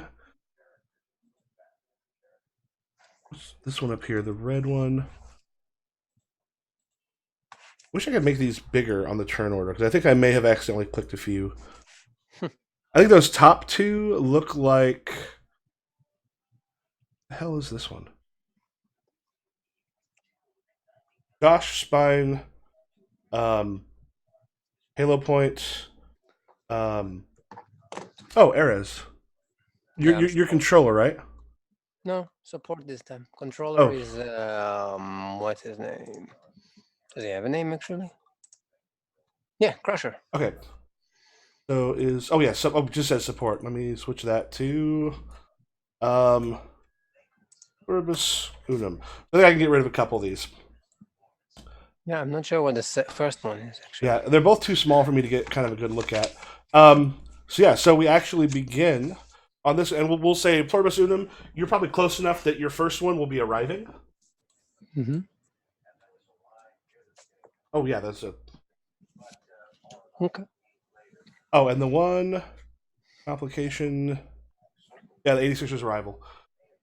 All right, so we begin with Halo Point. Okay, so if I haven't already had the opportunity to do so, I would like to identify Alicia as the person we've been following, and I'd like to actually take out my cell phone and call up the image that we have of her, just to show as evidence that that she's been following the other murder suspect or the murder victims. Okay. And I'd like to try to show that to the chef. Okay, so you're using that to essentially to basically convince her to maybe get the hell away from that car? Yes. All right, so go ahead and make yourself a roll. Because with everything that's happened, give yourself one advantage and one disadvantage dice. Okay. You've just. Oh, look at that. However, wait. What's your convince someone? Is it like 90? Is that it's your pretty 90? good, but it's not 100. Is it? I'm checking now. Let's see. Maybe we're in the hero point. It's 90. range. It's 90. That can actually be. We can make that 10. Sure. Yeah, you Let's turn do that to 10, so 100. Yeah. So she just sort of looks. She's like, a killer. And then Alicia just goes, "Ah, fuck." Okay. Okay. So, but that means she takes off again? no. She puts it into park. Ah. All right. So the next is going to be the complication on the wounded woman. So that gets one worse. And Alicia Bennett does this thing where she puts her hand up like this towards you, and it's something you've never seen before. You've seen a bunch of different powers. You've seen a bunch of different things that people have been able to do in your time in the wars and the stuff you've been here. But as she goes, some of those same symbols that you saw earlier appear around her hand. Ooh. And a blast fires out at you. Yeah, it goes. Not only does it go stray, it actually strikes the track. It actually strikes the inside of her car, like throwing some sparks, actually knocking her in the head. With some of it, it takes a chunk off of the door that goes back and strikes her. She's actually going to take some damage from that one. I'm sorry, who's taking damage from that blast? The chef? Yeah, no, this is Sherlock does. Okay. So this one actually strikes herself as she fires. Oh.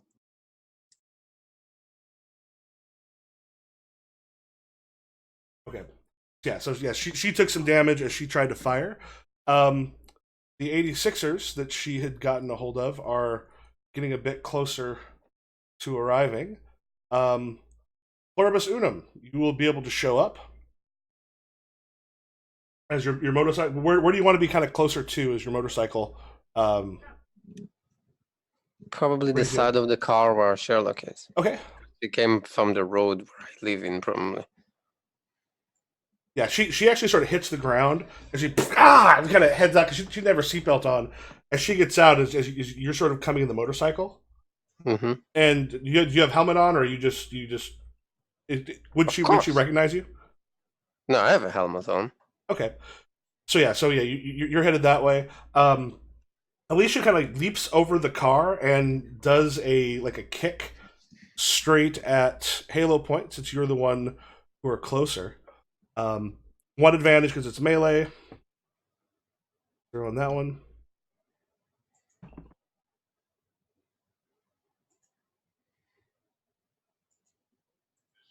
All right, so her as she. Let me just double check one thing here real quick.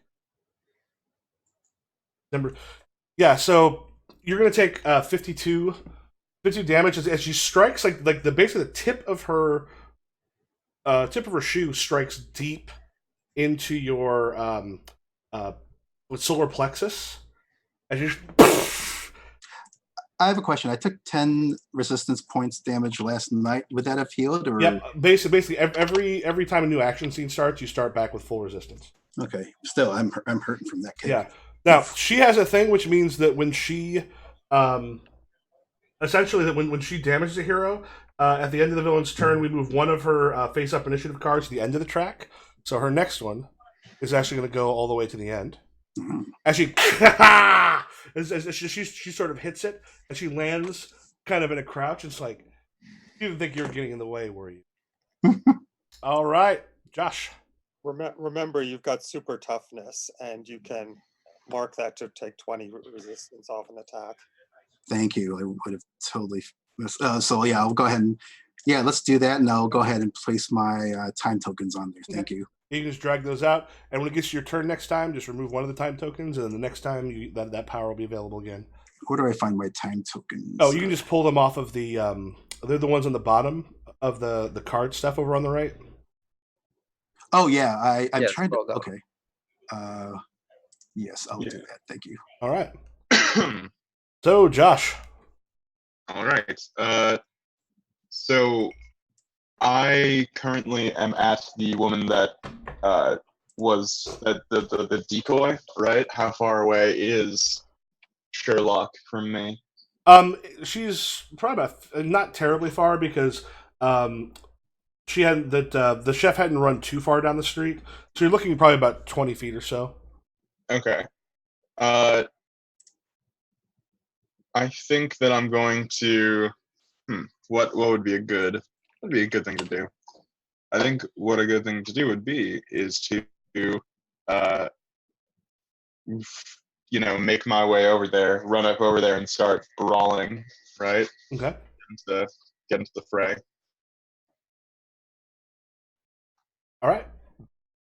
Go ahead, make a roll. Add one for. Go ahead, add one for your one advantage because it's melee. Yep. Any challenges? No. That's 81. What's your percentage for? I'm assuming that's probably your physique. Yeah, I have a 90. Okay, so on that one, unless you were going to be spending 2 hero points, which you could do, otherwise you'll miss. Yeah, I'll spend this. Okay, then make one more roll, but just add 2 complications. That's all we're worried about are your complication dice. Okay.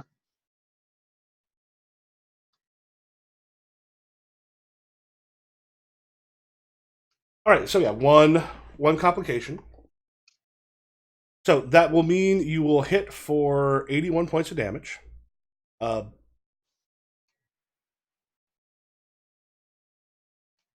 and actually, I'll use that complication. Take that down by 10. So yeah, so you come up, you clock her across the jaw with the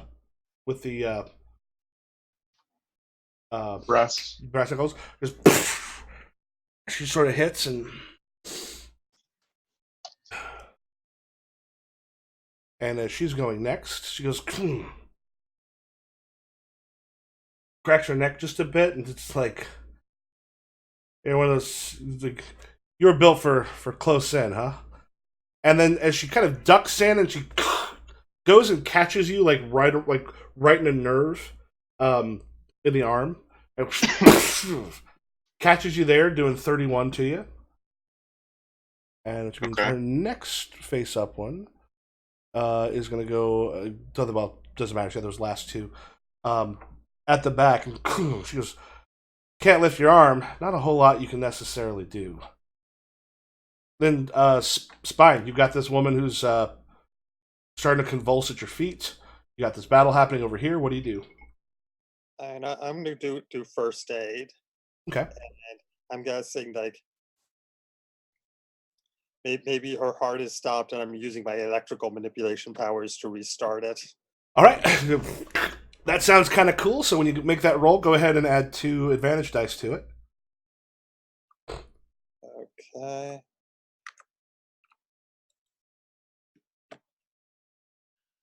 Yeah, that's a 45 with 1 bonus die. All right. So what that extra one is going to do is that is going to move her along twice on that complication. She's got 1 that's taking her down. So the bar now is filled, but it's mostly filled with you, with the good stuff. So 2 out of 3.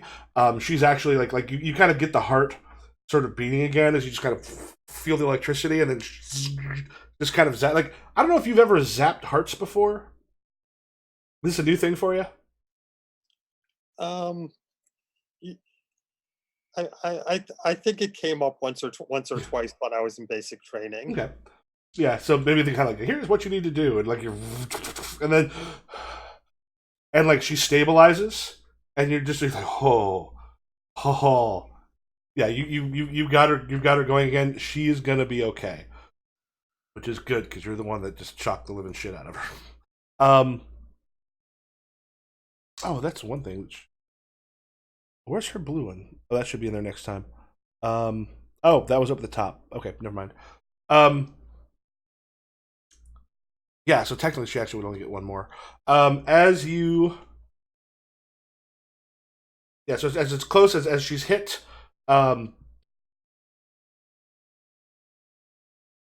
hit Josh again. She then also goes down to a knee, spins, comes back up, and actually tries to strike the other arm. Okay. This time she misses. All right. As she comes through, she seemed to get a little bit of her second wind back, but she misses. But as she passes behind, because she's got 1 last one on this one, because some of her stuff will drop to the end as she does damage. When she damages someone, one of her face up ones, basically one that hasn't gone yet, drops to the very end of the line. So she'll often end up with a couple things there at the end if she does well. Yes. She then kind of comes back, spins, and does a kick, which also misses on this one. Like you manage to kind of get out of the way. However, some of those are giving her a little bit of health back. So at this point, you have got incoming 86s. You can actually hear.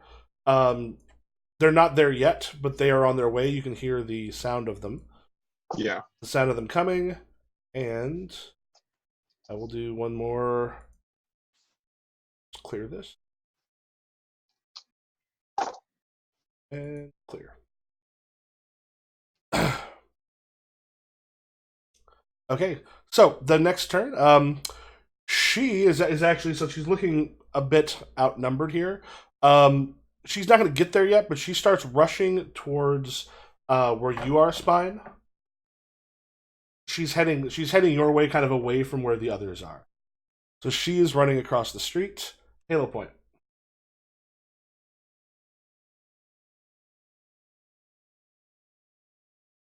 All right. So yeah, I think Spine and we've got Pluribus on a motorcycle. So I think they're going to be better for pursuit than I am because my motorcycle is not with me. I think I might try to get ready to block off the approaching 86ers. In fact, if they try to drive through, I might try to just like raise my shield up and try to do a car block and see how I handle that. But right now, I think I'm just going to position myself to run interference against the approaching 86ers. Okay. Yeah, do you want to make it like a little harder for them to get here? Yeah, basically, if I can Okay. slow them down or even stop them somehow. And yeah, how are you going to try to slow them down? Well, I'm gonna go ahead and turn up my shield. Although you know what? I just remembered I'm powering down. I've just used the super toughness, so I might not have that ability accessible yet. Do I feel like they're going at a speed where they get to me now, or would I have at least next turn for a potential impact? Right now, it looks like they're going to be kind of arriving next turn. You can kind of see Okay. them coming from the rooftops. Right, but the time tokens affect each power separately, right? Correct. Yeah, so I've got like my energy strike and my power reservoir is still accessible to me. Yep. If I'm understanding it properly. Yeah, it's just your super toughness right now that's it's a little bit. Yeah. In that case, yeah, I think I'm gonna. It'll be a tight timing squeeze, but I think I'm going to still follow the plan of trying to provide some kind of blocker obstacle to the approaching 86ers. And in the meantime, I might even just get ready to hit with an energy strike and maybe even a power reservoir at the same time. If I do end up having to actually like hit the vehicle, like attack the vehicle itself, like even if I do a thing where I just try to step to the side and like punch a whale out or something. So I think that would be the plan. Okay. So you're basically you're kind of holding towards for when they show up essentially. Yeah. Yeah. So when they get there, so what I'll do is I'll just kind of move you right above them. Oops, wrong one. I'll move you to right above them. So that takes us to Alicia's. She has one that is got a question mark on there. So what she's unable to do once per combat, she can 30 triggers a trap. Yeah. So as she goes, she triggers a trap that the car that she was in explodes. Era, since you're near it, take 20 points. Okay. And this will be her mastermind thing going away now. So one of hers goes away. But which then does take her to her other one. She's coming towards Spine. As she goes by, since you've seen what she's done, so she's run towards you. She comes in and catches you on the way. She's basically trying to almost jump off of you to get a better grip on part of the top of the building, so she can maybe pull herself up. That'll be a total of 13 points of damage. That will also reduce. That'll also take one of her stuff to the very back. Okay, I'll mark my super toughness to. Okay. And that takes us to Josh. Yeah, so she is running, which means that she's released me. Mhm. So I think I'm gonna try and chase her down and keep the fight up. Okay. Is she climbing the building, or is she? Yeah, she tried to kick off of Spine and then like to grab something so she can pull herself up. So I think I'm gonna try and like jump up and grab her foot and pull her back down. Okay.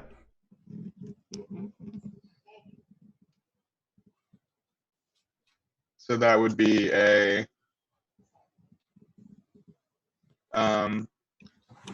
So you're in melee, so go ahead and add one advantage dice. And add a second one because she's going up there as you're grabbing to pull her down. So okay. that seems like that would work pretty decently. Yeah.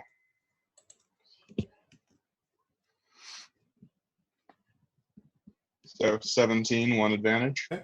We can make that so it does an extra 10 points. Okay.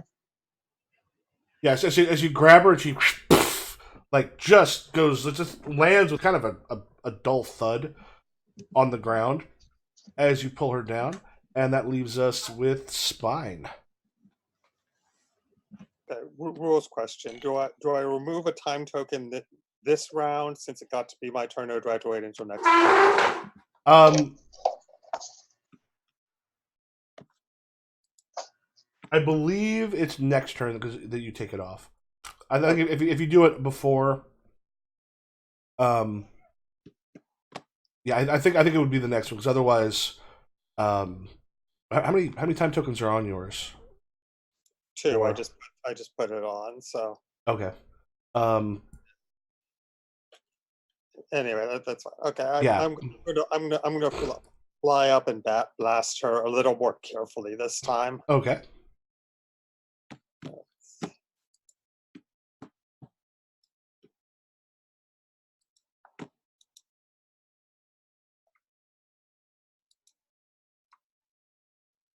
Oh, give yourself you should have one disadvantage anytime you do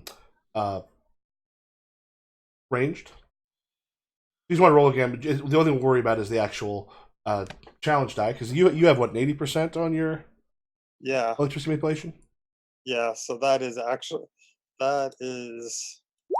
actually the roll that I want. Yep, that's as much damage as you could do.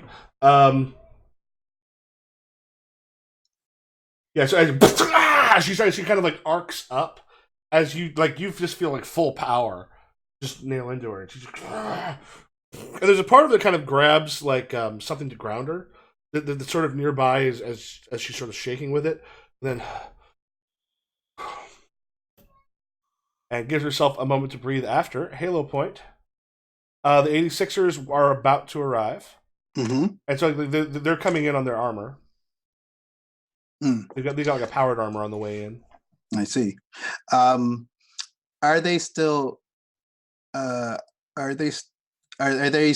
Are they get? Does it look like they're getting ready to stop the car and load out, or are they? No, they're flying in. Oh, they're flying it. Oh, Yeah. oh, They have okay. power armor. What they're able to do is they're able to switch out the basically have one power at a time. Right now would just be flight.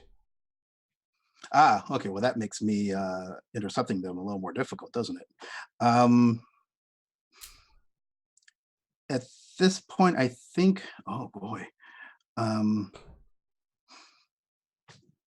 yeah, I think at this point, all I can do is try to make as much of a show of myself as possible and try to present myself as a. Actually, where's the chef right now? Oh yeah, when the car exploded, she hit the ground. She was on the ground and quickly backing away from the car. Okay. I guess I need to check to make sure she's okay. Yeah, so she physically she seems fine. Okay. I'll ask her if she could please uh, follow me. I'll try to keep her shielded. Yes. Yeah. And I'll take her hand, and as soon as I can, I'll raise up the energy shield again, Okay. which I think will be next round. All right. And then the 86ers kind of hit the ground, just as they sort of hit. They stand up, and you see some of the armor reconfiguring. It's early, so they haven't had a chance to scan everybody yet. Was probably one of the first things they do, but they're going definitely defensive early on. So at this point, as she sort of finished, she does a kip up, kind of, and then as she's coming around, fist is essentially trying to like drive the fist through your skull,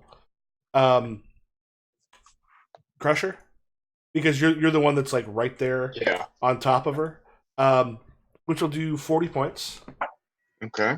And remember the 10 or so you took earlier before this scene is healed between scenes. Yeah. Yeah, as she goes, oh God, and pluribus unum.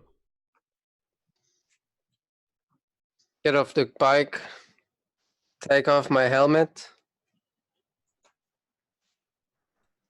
And kind of look at her in a very disappointed face.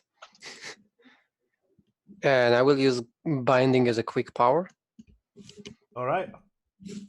In the hope of basically making a freezing spot, like not be able to act and move. Roll. I assume it's a regular roll with no extras. Yeah, it's a regular roll. It is range, so add a complication on this one. And you're using it as quick power, so you'll end up putting 4 down on there. Mm-hmm. And then you'll get another. You'll basically head to the end of the line. Mm-hmm. Ooh, 18, but also a complication. Okay. Yeah, so as you do it, you're still a little close to the fire. Go ahead and take 10 damage, 10 more damage just from that. Mm-hmm. That will be... Yeah, I'm at 70. Okay. And how does your binding... Your binding is more just mental? Yeah, I basically stop her from being able to move her hands, legs, etc. Yeah, so it kind of holds her a little bit. You see her still fighting it, and just she's like, this. I don't know what you're gonna do, but then she turns towards the 86ers and goes, I'm Agent Alicia Bennett. I've worked with the Patton Squad. I need your help from these vigilantes. So she is now moving them. I'm changing their complication for the 86ers. About being on Alicia's side. She's moved them one towards that. And then Pluribus Unum, you get your second because of the quick power. Mm-hmm. So let's see. What's an obstructing attack? It'll say right underneath the thing. Oh, deal damage and add 2 challenge dice to the target's next roll. Okay, I'm gonna try to I get closer as I continue using my power on her, Mm-hmm. and this time I'm starting to give her this terrible headache, so she'll basically just stay down. Okay. Make your roll. I assume no extras of anything. Go ahead, because you hit her with the thing before. Go ahead and add 1 advantage and then 1 disadvantage dice because you're still at range. Mm-hmm. That's not good. I'm gonna use. Wait, that's 80, so I will use. How many? You have an 80 on there, so you just need 1 because 1 hero point will raise it 10%. And then go ahead and roll 1 more disadvantage die. And add 1 more disadvantage. Is there a way to roll a disadvantage? Just roll and add 1 disadd. Yeah. So 2 That's another disadvantage. Disadvantage. Do I lose 1 of the time tokens because it's my turn again? Yeah. And I will add them to here. Or no, actually, because it wouldn't be your turn again. Like it's quick. Just you would not lose the second one. No, sorry. Because Okay. the quick one just allows you essentially to take another on the same one, but I don't think it lets you do another of those. Yeah. So as it hits, this is gonna look. This is gonna move those disadvantages are gonna move the 86ers more towards thinking that you're part of the problem. Mm-hmm. Although I did hurt her, I hope. Oh yeah. She's not down though. Oh yeah, your roll is 56. 85, but I also. Oh yeah, 85. Added 10. If I need to add more hero points to her, more, then I will. But yeah, I took that down. So yeah, the 85 I did take down. Yeah, so things are not looking great for her at this moment. I wish there was a way just to hit, just to re-roll everything that's already in. Oh no, you can. Oh, that makes it easy. Okay. And I tell her stay down. The spine. I'm telling you, the 86ers, I'm not a vigilante. I'm a musician and I'm here to help. And I push a button on this music player and I start performing this heavy metal version of I Need a Hero. Okay. I'm gonna have you put 3 disadvantage on that. That's gonna be hard to make that work. One because they saw you shoot stuff on the way in, and 2, Chris pranting it on the thing, which would be hilarious. God, I hope it works. It'd be so funny. That is a 90, and perform for an audience is at 90%. Okay, so I think what makes sense here is. Well, that doesn't believe you. They're at least sort of shocked a little bit by what you just did. I will say for the 2 disadvantage, yeah, I want you to make a note that you'll have 2 drawbacks next time you roll. But yeah, so I love the fact that and you got your own stuff. Is your voice on there too, and or are you singing on top of it? I'm actually. This is the background music. Okay. obsidian opera. Yeah, so as it starts going, this bizarre thing on the thing where everyone's just like, "What the hell's happening?" And Halo Point. Right. Right. I am going to tell the 86ers that we're the muster. We've been investigating a series of killings that have started in Park Royale and in a pattern that is heading right for our jurisdiction, and that is why we're here, just trying to cut off the inevitable accusation of, well, you're outside your jurisdiction. And I'll say, well, it's jurisdiction adjacent, and there's a pattern that's heading right for us. So, Okay, go ahead and add 1 advantage dice to yours. okay. And challenge? 1 challenge. How do we do here? Well, there's a challenge and a 26. Okay. I believe that could work, but there is a moment they're going to change. I'm going to have them change a little bit what they do. So it comes on their side. They're not going to move forward on this one, but there's a moment that they just you see some weapons and such pop up. And say, everybody hit the ground. There's 3 of them in the group right now. Okay, so they kind of make an order. They're not going to attack, but they've ordered people to hit the ground. I'll comply. I would comply with that too. Yeah. At which point, since Alicia's next, since something's all going relatively quick, she screams out, "He has a weapon!" and kind of go like swoops down to kick. So Josh, you've got 30 points. I've got 29. Yeah. Oh, I was gonna say you would take 30. Like one thing you can do. Do you have any hero points left? No. Okay, so that one's it'll knock you out. Yeah. Yeah, so she goes, and you like basically trips you.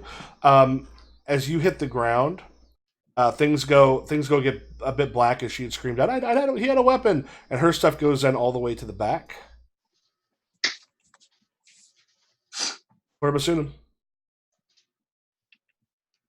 When I have these time things on my stuff, I can't use that power at all, or just can't you can't use the power at all.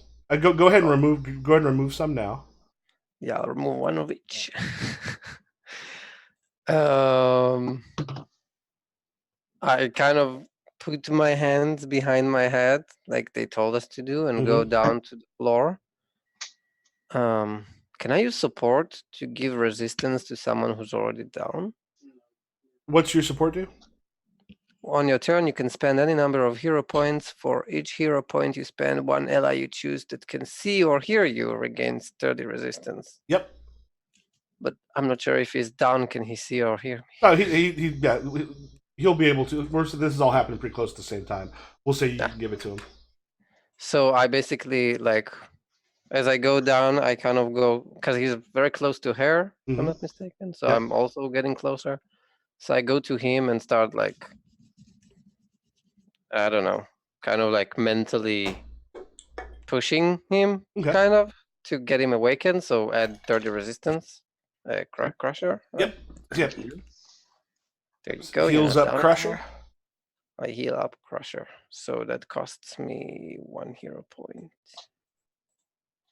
I don't know what else I can do. Okay. So Alicia's got her hands up, and she starts. Oh no! I know what I do. I beg her, please stay down. As I go down myself. Okay. Yeah, she sort of smiles at that, and she's like, she stands up for the 86ers. She's like, "You check with your boss. You'll see I've worked with you a number of times in the past. I was hunting down this group in coordination with some murders that have taken place recently." Gets us to Josh. Yeah. Is there any like rubble, detritus nearby me? Yeah, the car exploded, so there's going to be some stuff around. Uh, hmm. I would like to grab one of those, and I'd like to just like grab a piece of like scrap from the car Mm-hmm. and throw it into like the back of her head. Okay. I do have an 80 and throw something. So All right. uh so advantage challenge.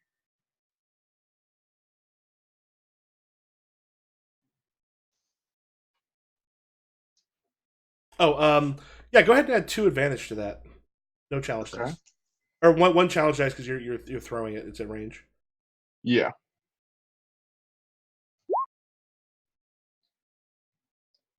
Two advantages, one challenge. Okay, so one of those will cancel out. I can go ahead and make that so that you said you have an 80% on throwing. I do have an 80% on throwing, yeah. Well, we can go ahead and use the other hero die or the other boon to raise it up by 10. So you now have a 90% on throwing. Yeah, I mean, if you also if you want to make that a superior physique roll, which is also 80%, you could use Yeah. stunts and roll 2 sets of dice. For what, 2 sets of dice? I could if I made that superior physique instead, I could would throwing something at someone be a physical attack? Does that imply like a melee? No, I mean it's a physical. I mean, you're basically using it as an act of heroism, or Yeah. All right. Well, in that case, I'll put 2 time tokens onto my superior physique, and I'll roll again for that. I would say if you have a hero token left, right? No, I'm out. Oh, you're out. Okay, yeah, then yeah, go ahead and do that. Do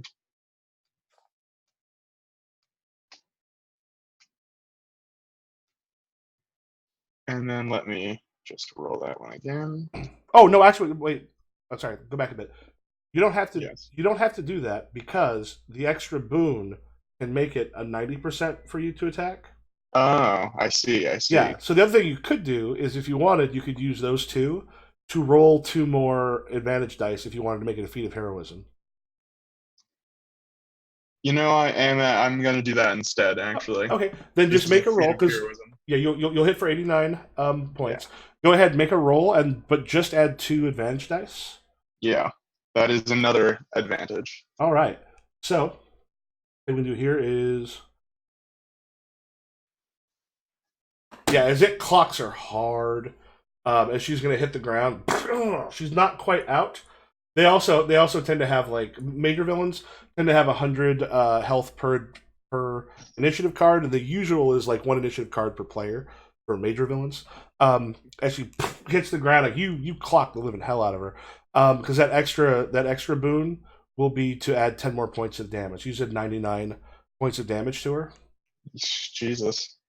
Yeah, she just kind of looks up and says, "You see, they're attacking me."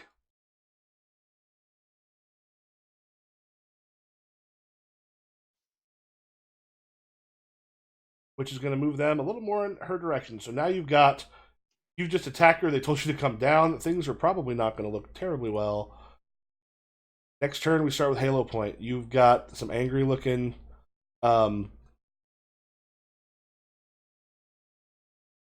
86ers. They told people to stand down. Most of you did, but Crusher attacked. Halo Point, what do you do? All right. I'm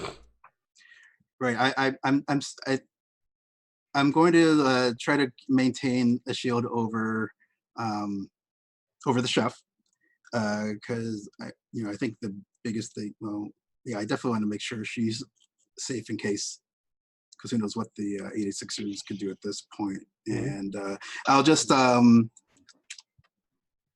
say.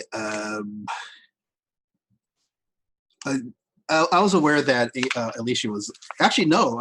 Was I aware that Alicia kicked the gun towards Crusher? Was I able to perceive that, or was I too focused on the 86ers in front of me? Alicia kicked the gun. Oh no, that has weapons. Because I mean, there's this. She didn't actually throw a gun at him, Uh-huh. but he has a weapon which could, if they do check. I mean, he does have brass knuckles. but Okay. it also does make him look a lot more dangerous to a group of police that have just flown in. Okay. I thought I had heard you say that she had kicked something towards Crusher and knocked him out, but I guess Oh I no, she misunderstood. had basically like did a leg sweep, and that was one that did 30 points when he had 29 left. Oh, I see. Was that before or after the stand down order? That was actually right That before, was, I think that was right after. either right after or right before. I don't remember the order on that one. Okay. Well, in any event, I'll assume that there's enough ambiguity where I could just try to make a case to the 86ers that was just like, I think they're, that they were still fighting just as he gave the order. So yeah, I'm sure Crusher didn't hear the order yet because Alicia was because Agent well, I'll just say because Sherlock was right in his face. Okay, make your And roll. tried to I gotta stand up for my fellow support person. Advantage. No advantage here. Things are a bit rough on there. Yeah. Add 1 disadvantage. Okay. 31 with a challenge die. Okay. Yeah. So in this point, it just like this. All right. Tell your friend to stand down. Crusher, would you please stand down? Yeah, Crusher puts his hands behind his head.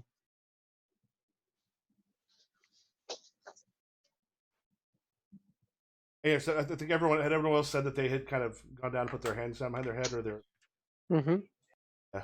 So Alicia kind of stands like a little bit triumphant at this point and goes,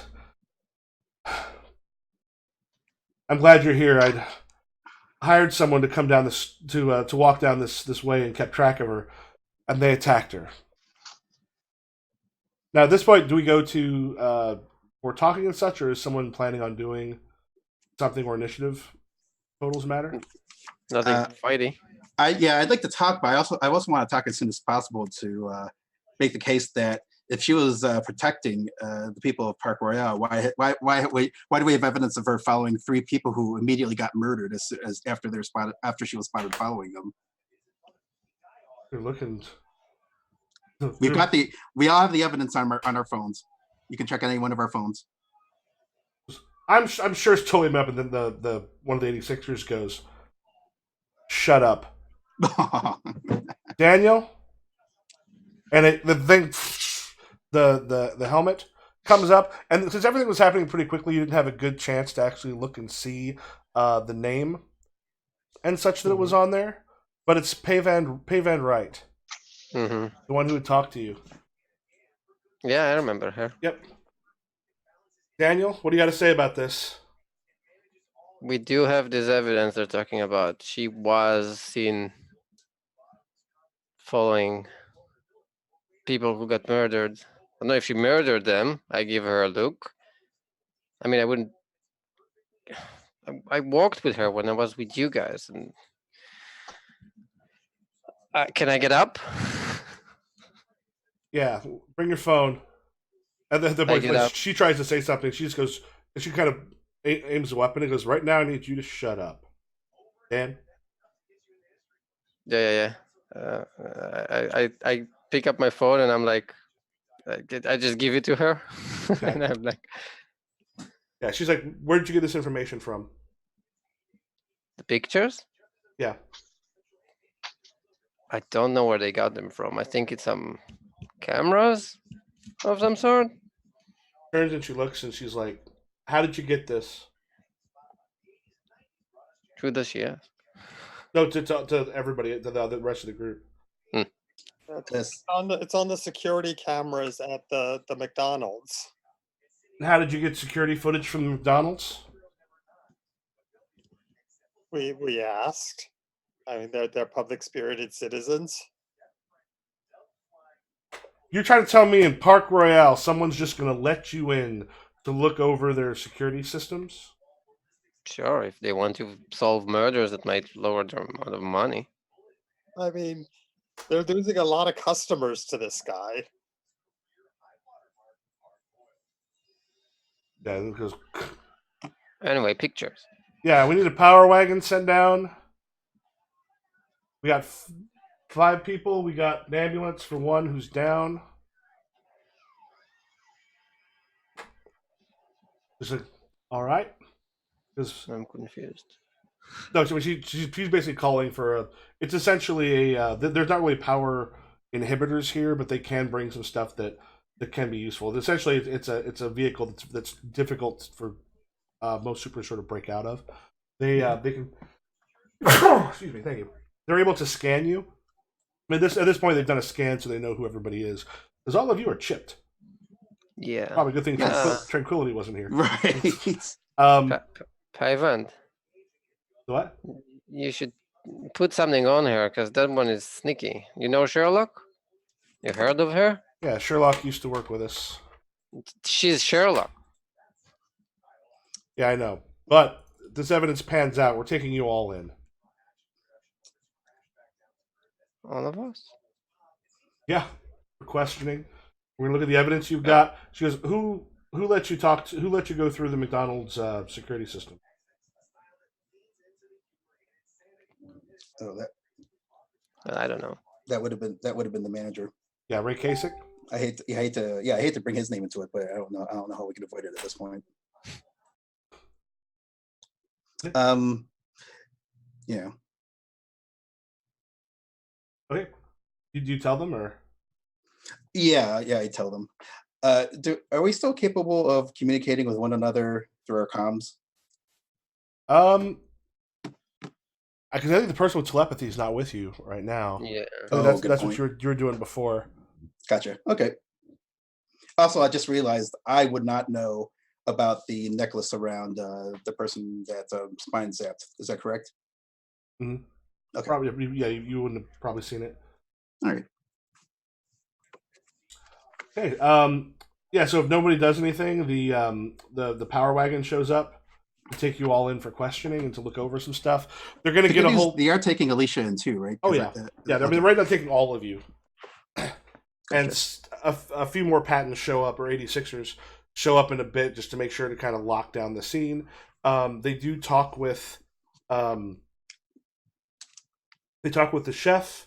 They're gathering up a bunch of other information. They've taken phones and are looking through those, and a lot of the stuff is sort of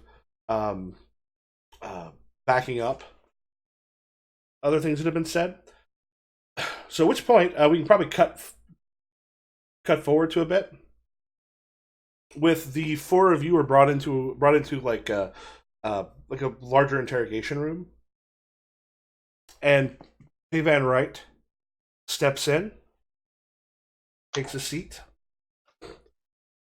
and goes, "Okay, so what we've got so far checks out.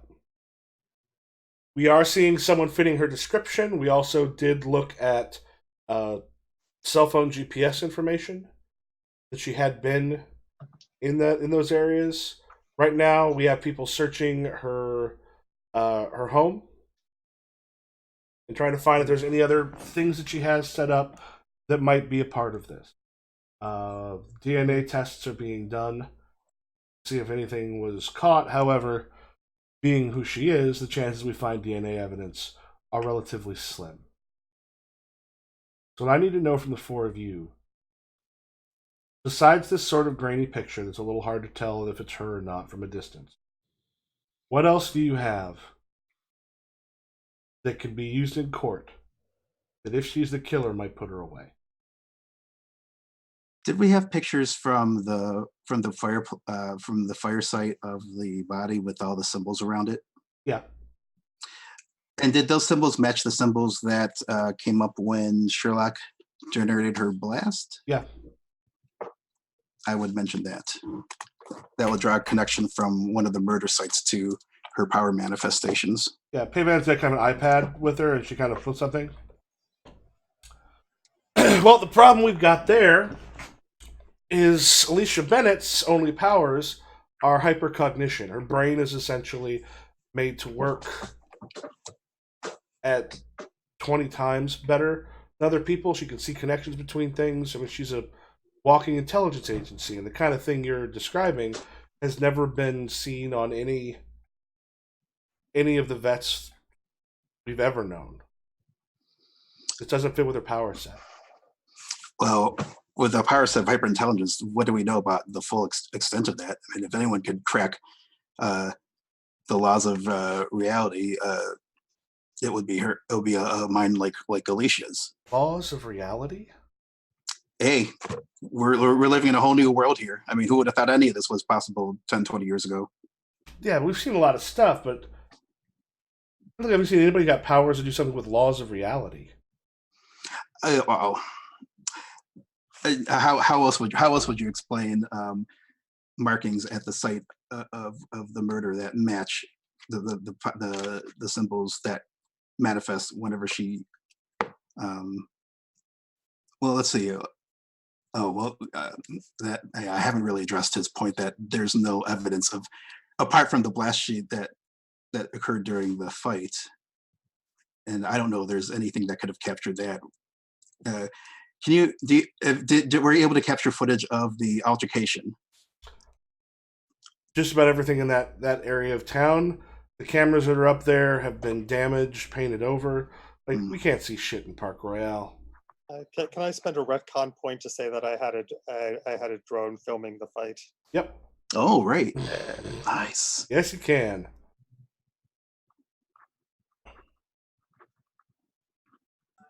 I mean, all the evidence there is pretty circumstantial. So maybe she was just following people where she knew going to get murdered. I don't know. Yeah. So yeah, but so if the symbols are created by her using her powers, then wouldn't there be evidence of that still in the chassis of the car? Is the struck inside of the car? Well, the car blew up because she activated the trap. But Spine has the drone footage. Yeah, so she just sort of looks. She's like, "You have drones flying around?" Who doesn't these days? I've got a camera drone. I'm a performer. I need to film my performances sometimes. Comes in handy. What are you, 12? Can we see the footage? I'm a professional. You're professional. Can we see your footage? Yeah, and I assume that I retrieved the drone before we left the scene. Yeah. And yes, I will hand over the footage. Okay. Yeah, you take a look, and the thing is you're there. She's looking through it. You see as it goes through, and she's like, "What the fuck is that?" I've seen anything? I've been dealing with diners for 15 years. I've never seen this before. Neither did we until we started investigating the murders. Have any one of us seen something like that before? Not directly, although we would have seen some of us would have seen the matching symbols at the fire site, but Maybe we've I've never. seen.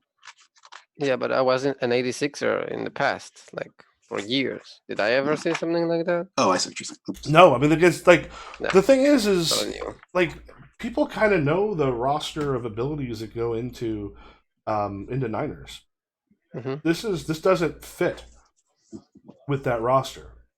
This is something different. Maybe it's magic. do you mention that to her? I say it like and laugh. Yeah, Payson goes, yeah, like magic exists.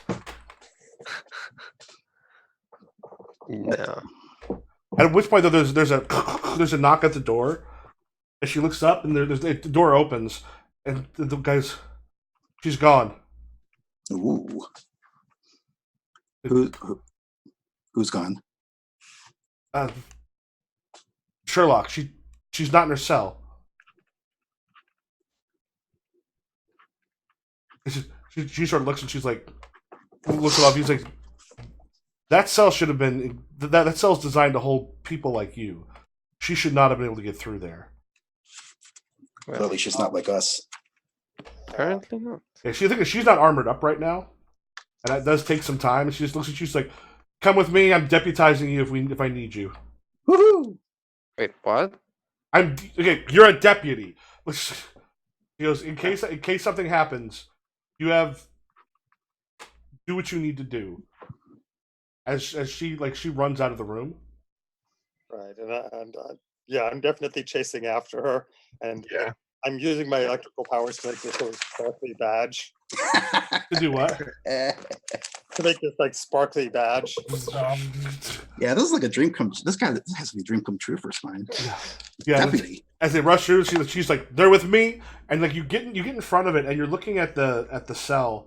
Like the cells that you are all probably in for a little bit too. They are built to be like incredibly strong. There's only a handful of them that they have at any given time. Though of course the ones closer to you have a lot more. But like a regular one might have one or two in case a vet gets put in, and it's designed to essentially be able to withstand a good deal of damage depending what goes at it. But as you're going, you see like in the corner, there's almost burnt into the wall are a number of those symbols. Well, that seems like some pretty clear evidence. She goes, yeah, she sort of looks at you. She's like, there may be some more questioning, but I'm not pressing charges. None of this is making sense. This is not something that she's ever been able to do. And this, and she's looking at the symbols. We study pretty much every power signature that's ever been produced by the Army. This isn't one of them. Like, nothing has been anything like this.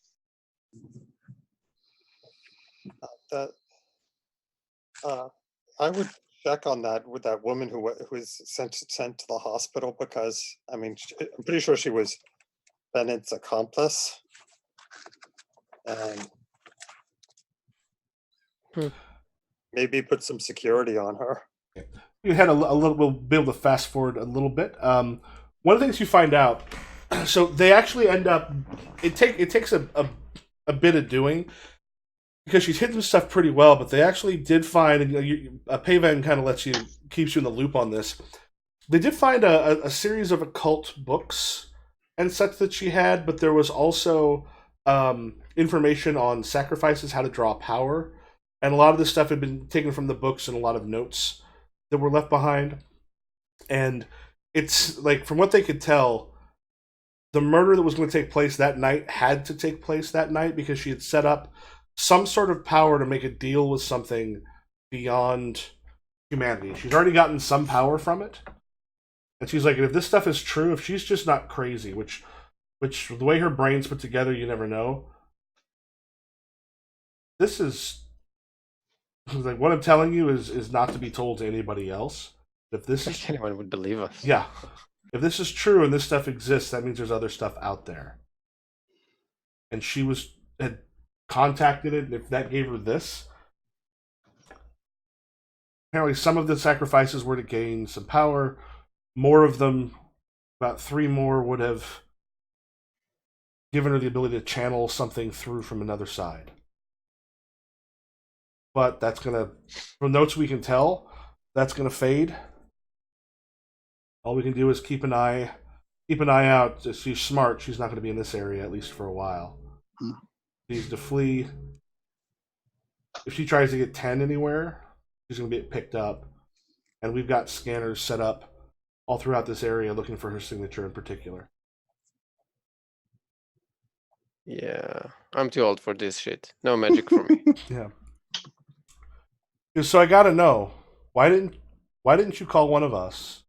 Why were you involved? We try to take care of matters on our own. We don't have to tell you that every time you 86ers get involved, that vet skulls end up getting cracked in. Yeah. Plus, when we did talk to you, you just blew us off completely until then it vanished from the cell in a way you couldn't explain. I mean, why would we talk to you? You wouldn't have listened. We show up to a Niner fight in the middle of Park Royale, a block away from about 2 blocks away from the Niner ghetto. That's all we saw. We saw coming in, and someone who'd been a decorated agent who had worked along with us before. So if we had come to you yesterday afternoon and said, we think a decorated veteran who's you've worked with before is murdering people based on some grainy security footage, you're saying you would have done anything? She just kind of like, she gives you a look that's sort of like the teacher slash parent look of, this conversation should be over because I don't really have another thing to say about it. Like it's when you're giving up, but you don't want to like say you're giving up. Yeah. Yeah. Well, oh, sorry. You know very well why we didn't talk to you. I'll tell you what, though, if the deputization still stands, maybe we can help. Yeah, I'm not interested, especially in the magic shit. She pulls out cards and hands them around. One thing I've done is I've put your government reputation up by one. You're not quite to the point where, like, one more and you'll actually have, in working with like police or government, you'll have an automatic advantage die. She goes, if something happens in the future, drop us a line. I put the card back on the table. I already said no once. But you're doing the work anyway. Might as well have backup. Your backup is usually a little too violent for my taste. Well, for whatever it's worth, Halo Point will take it. I mean, I'll take a card, and for a moment I think about adding them to my mailing list, but then I was like, no, that's not a good idea. Yeah. Crusher takes a card and he slips it into a pocket. Okay. He goes, all right. We're going to keep an eye out for her. If you see anything about her, even if you don't want to work with us, and she looks over at Dan, please let us know. You promise heads won't roll? She murdered 3 people. She was How many will after. you? She was after at least 3 more. Wait, what'd you say? How many will you? Oh, If it goes right, if we have to, just the one. We're not after trying to murder people, but if she can do stuff that we've never seen before, I don't know if we can actually contain her. Now, this power is supposed to go away after some time, but we have let other other agencies throughout the country know. But let's be honest, it sounds like X-Files bullshit. It really does. I guess she's a little beyond the niner now. There's not supposed to be anything beyond a niner. Well, beyond the niner means beyond my protection. So please, if you see something, say something. Fine. All right. Let me know if you have any questions in the future. We might be checking with you if we find out something else you might have some insight on. For what it's worth, between the bank robbery and this, even if Gamma Squad got away, we're fans.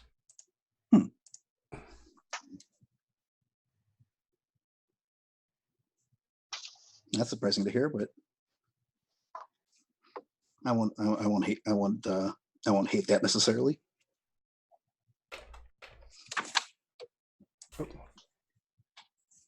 Go here. Ryan uses drones, so the retcon issues. Since we're getting right up towards the end of the session, anything anybody wanted to do before the session closes out?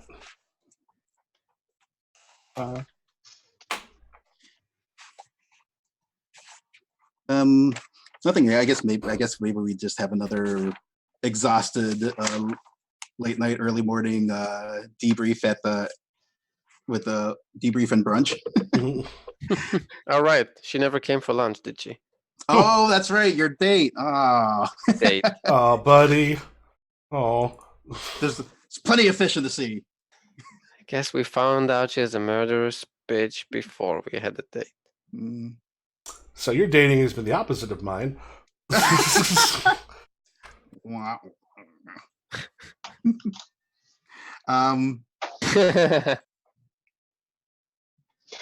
Yeah. So yeah, I can't think of anything. I can't think of any other wrap ups. Daily routine shit. Yeah, Okay. something else. Yeah. Too old for magic. Probably not a bad time to go just to sort of end the session stuff. All right, that sounds like a good thing for Muster Up issue 4. I know we've got coming up, I think. Oh, we got a new crew. Well, Richard will be with us next week. One of the things will be they may be moving into some different. One of the other ones in September. I think at least a few of you are coming back. Yeah, in the future, if you join us, one of the things you can do is create new characters or bring back old ones. So those are ones where characters can then show up in like kind of across multiple series. So the magic stuff has been introduced into the world. And I think it'll be an interesting base. I don't know what they're going with next, but I think that'll be an interesting base for that. Yeah, and again, I hope Stephen, I hope you would get to see if they do go with Magic next month. I do hope that you get to bring Spine to that world for at least one session, because I think Spine was born for that sort of thing. Right. Well, I'm waitlisted for one session, and there seems to be a decent chance that one person will end up dropping. Yeah. Just I life. I love that you've got the speaker things on there.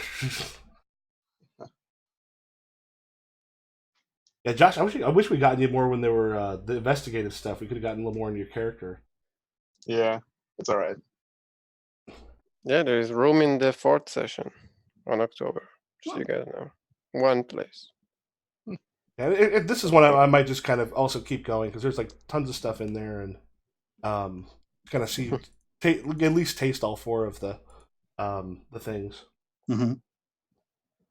Oh, do we get anything for finishing in case we do join in the future? Yeah, everyone will go ahead and grab on your character sheet. So this is one where, Josh, if you're with us again, what you want to do is one under story progress, just put an X in the first open box. If someone has gotten to story reward, what you are then able to do is choose yourself a story reward, which is towards the back of the book, which include things like developing a new skill, extra hero points, the ability to get back in the fight once per issue. Where do you see that? On page 24 of the game rulebook. Oh, I assume it's in the game rulebook. Yeah. Which page again? Yep, page 24. Page 24 and 25 are the general rewards. There can also be a revamp if you want to revamp character stuff. Mm-hmm. Like one thing like Josh Woods again, I would probably recommend, because I think your signature weapon and physique it feels like most of the time your physique would probably work. Yeah. So that would be like a free, like, just switch it up to a different power. Either pull a different one, a couple of the different ones to choose one, or take one of the different free powers. Yeah. Telekinesis. Ow.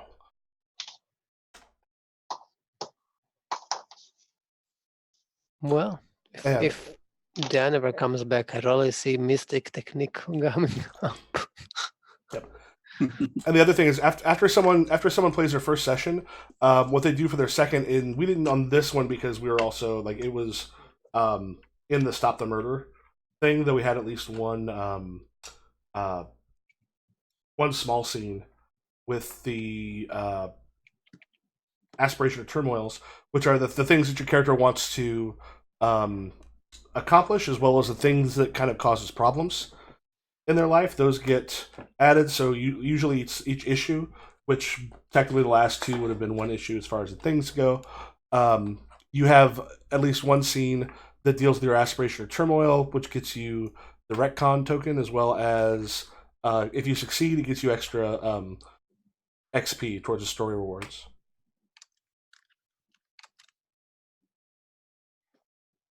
So are we gonna do that now? Or? Yeah, if you want to come up with what your character's turmoil and aspiration might be, like, what's aspiration? Just what are the things that they want to do? Like, what are the things that they want in life that they're trying to accomplish? And then turmoil would be the thing that's getting in the way of their happiness or their ability to do stuff. Yeah, I think that. That's a good question. I think that probably before Crusher had joined the army, Mhm. was a professional athlete, right? Mhm. But after joining and becoming a Niner, that Mhm. career path for him was, no longer. Yeah, He viable. was barred from competing professionally Mhm. because of his powers. So I think that probably his he would aspire to sort of return to that lifestyle that has been locked away from him. Okay. Yeah, cool. Yeah, that sounds good aspiration of finding a way to get back to that in a way that's less sleazy than the kind of game show type stuff that actually does exist now. Yeah. Anyway, so I'll have to go to sleep. I hope I gotta head out soon because I have a friend who's in town, Yeah. maybe for the last time in a very long time. Oh, okay. Ooh. Yeah. Well, I will hopefully see you all again in the game. So Nice. Yeah. Likewise. Good gaming with you, and I really enjoyed gaming with everyone else again. And Michael, thank you for running this. This has been a really fun. I've had a lot of fun in this game, and I dig spectaculars. And I know the first session was a little challenging getting into the rules, but Yeah. I think you've adapted it well, and yeah, especially all the campaign setup stuff. I think is really cool. Yeah, the temptation now is to just throw out the issue stuff and be like, well, we've got all this other stuff going on in the world. But I'm kind of curious how the next stuff starts to go. Sure. Yeah, thank you for running this. Thank you much. I've been having a good time. I've loved the character stuff that's developed it with the Ate good and.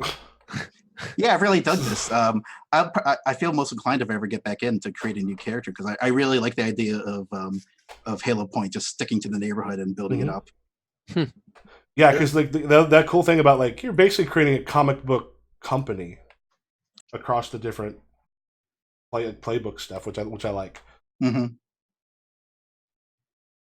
Yeah, well, yeah, it has improved considerably since the first session where we just had one big fight, and yeah, but we was very technical. Yeah, set up the world, then jumped into it with because I was like the Dusk City Outlaws onboards you into the stuff so well that by the time you got to do a lot, it's there.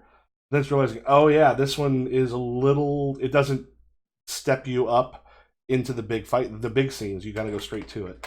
Yeah. But yeah, it was fun. And maybe I will join some session in the future. Sweet. If I have any time ever. Good luck with your homework and getting sleep. Yeah. Indeed. All right. Yeah, rest up, and we'll see you all another time. Catch y'all later. Thanks. Bye, everyone. Peace. Bye.